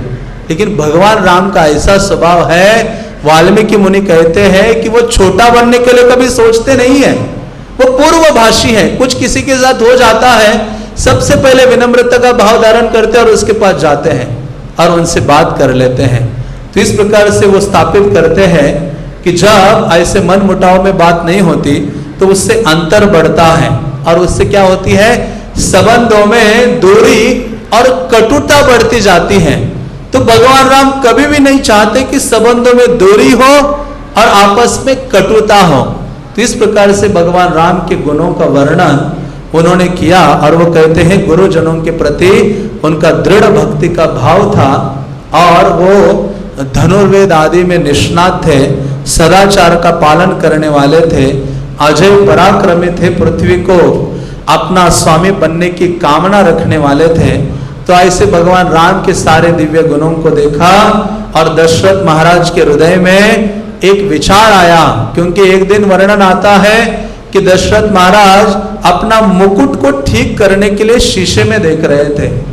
तो शीशे में देखते देखते उन्होंने कान के पास देखा कि कान के पास जो बाल है वो सारे क्या हो गए थे, सफेद हो गए थे। हाँ, ये वाल्मीकि रामायण में नहीं है, रामचरितमानस में वर्णन आता है।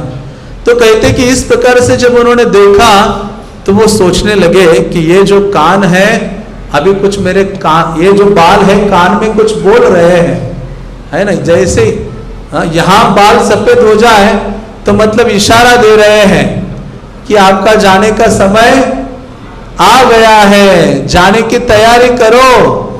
कब तक उसको डाई लगा के काले करके यही बताते रहोगे, झूठा दिलासा देते रहोगे कि आप यहीं रहने वाले हो, यहीं रहने वाले हो।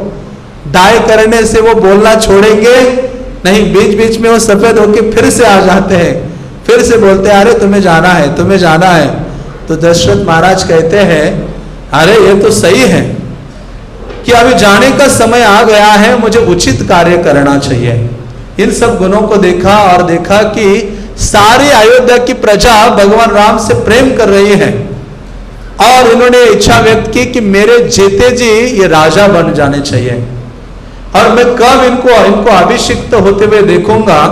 तो उस समय उन्होंने वशिष्ठ आदि मुनि को बुलाया, मंत्रियों को बुलाया, सारे पड़ोसी राजाओं को बुलाया, जो छोटे छोटे राजा आदि थे, और उन्होंने गंभीर स्वर से कहा कि मैं इक्ष्वाकु वंश का राजा था, जिसके कारण मैंने बहुत अच्छी रीति से अयोध्या का पालन पोषण किया है, उत्तम रीति से इस पृथ्वी को संभाला है। मैंने अपनी क्षमता के अनुसार सारे जो कार्य है उनका निर्वाहन किया है और मैं अभी 60,000 साल उनकी आयु हो गए थे और अभी बहुत सुंदर छत्र के नीचे में रुका था इतने साल के लिए, क्योंकि राजा का मतलब है जो हमेशा सफेद छत्र के नीचे चलता हो। मतलब राजा बैठे तो तुरंत उसके ऊपर सफेद छत्र ताना जाता है, चले तो भी उसके ऊपर छत्र रखता है। तो इससे पता चलता है कि ये व्यक्ति कौन है, राजा है। वो कहते अभी इतना बहुत हो गया, इस ऐश्वर्य आदि का मैंने भोग किया, विश्राम अभी करना चाहिए, थक गया हो और मैं चाहता हूं कि राम को राजा बनाओ। उसमें सारे गुण हैं इंद्रों के समान और इतना लंबा नहीं सोच रहा हूं, बल्कि आज इन्होंने सबको बुला लिया। उसी समय उन्होंने सोचा कि मैं कल ही भगवान इन राम को युवराज पद पर अभिषिक्त करना चाहता हूं, उनको राजा बनाना चाहता हूं। प्रातः काल में पुष्य नक्षत्र है जो बहुत शुभ है, युवराज पद पर उनको रखना चाहता हूं, कृपया आप अनुमति दीजिए। और एक पक्षीय होकर मत सोचिए कि मैं राजा हूं, मैंने ऐसा निवेदन किया है तो मेरी हाँ में आपको हाँ मिलाना है। हाँ, तो आपको क्या करना चाहिए, सही सोच समझ के आप सब लोग क्या करो, उचित रूप से मुझे बताइए। तो सब लोग एग्री हो जाते हैं। जैसे सब एग्री होते हैं तो उसी समय हजारों की संख्याओं में मोर अपना मधुर ध्वनि करते हैं। सब पृथ्वी में हर्षित ध्वनि प्रकट होती है और सब लोग बोलते हैं कि हम ये देखना चाहते हैं कि ये जो राम है वो आगे राजा बने। तो इस प्रकार से वो पूछते क्यों आप चाहते हो, मुझे क्यों नहीं राजा रखना चाहते और राम को जल्दी राजा क्यों बनाना चाहते हो। ऐसा थोड़ा अलग से उन्होंने प्रश्न पूछा, मानो दशरथ कह रहे हैं कि आप मुझे जल्दी गद्दे से हटाने वाला चाहते हो, मुझे डायरेक्ट नहीं बोल रहे लेकिन राम को जल्दी बिठाना चाहते हो।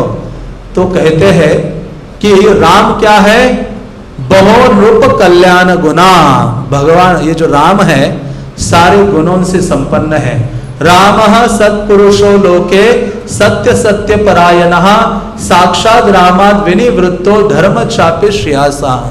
कि ये जो राम है सत्पुरुष और सारे गुणों से युक्त है, तो इसलिए हम लोग उसको राजा के रूप में देखना चाहते हैं। तो फिर वो दशरथ उनके वचन को स्वीकार करते हैं और वो कहते हैं कि आपके वाणी को सुनकर मैं अत्यंत खुश हूं।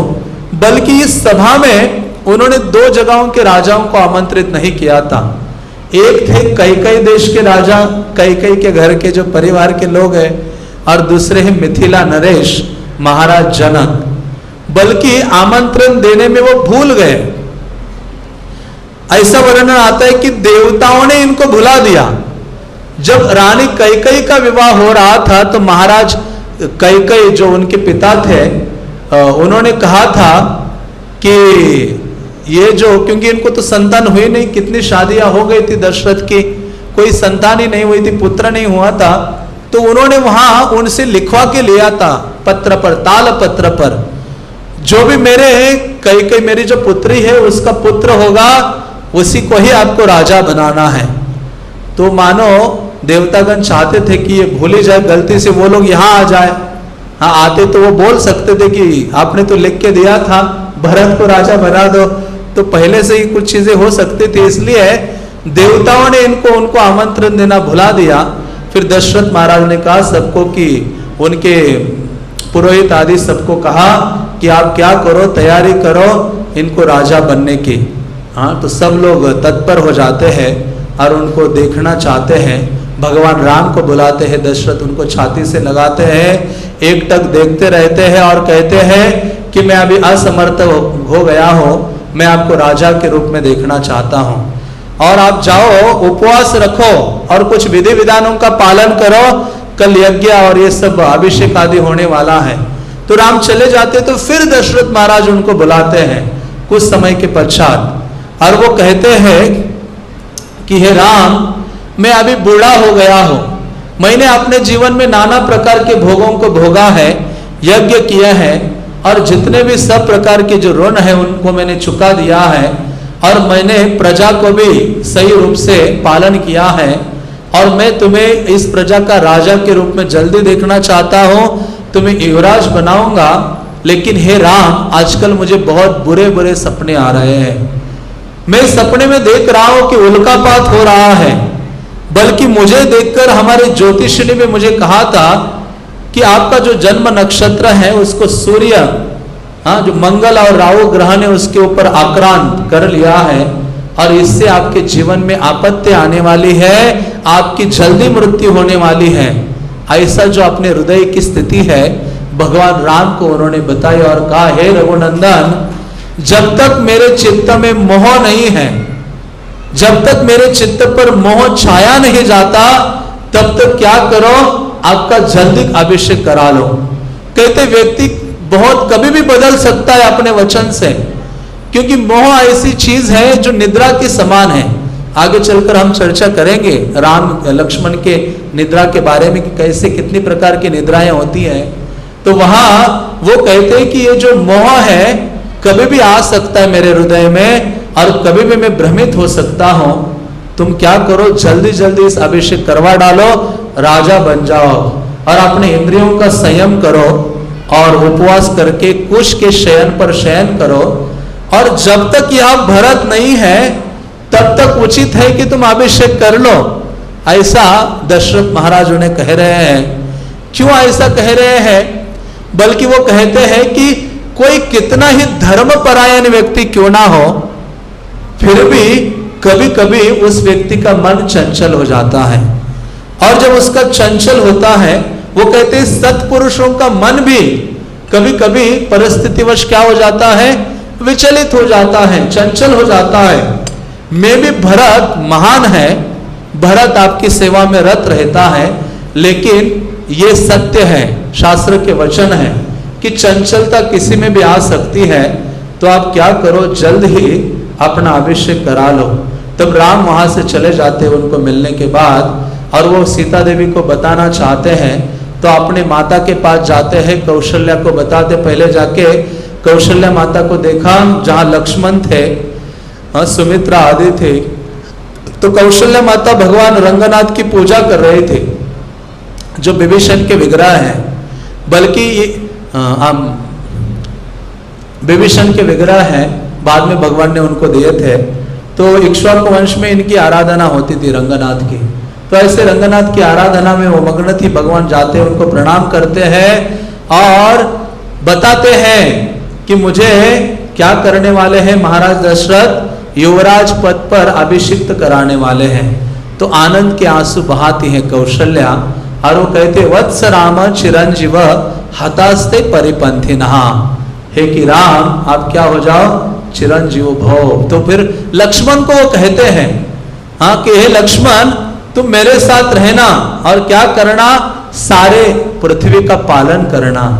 और वास्तव में ये जो लक्ष्मण है वो कौन है? द्वितीयम अंतरात्मनः, भगवान राम का द्वितीय आत्मा है, बाह्य आत्मा है।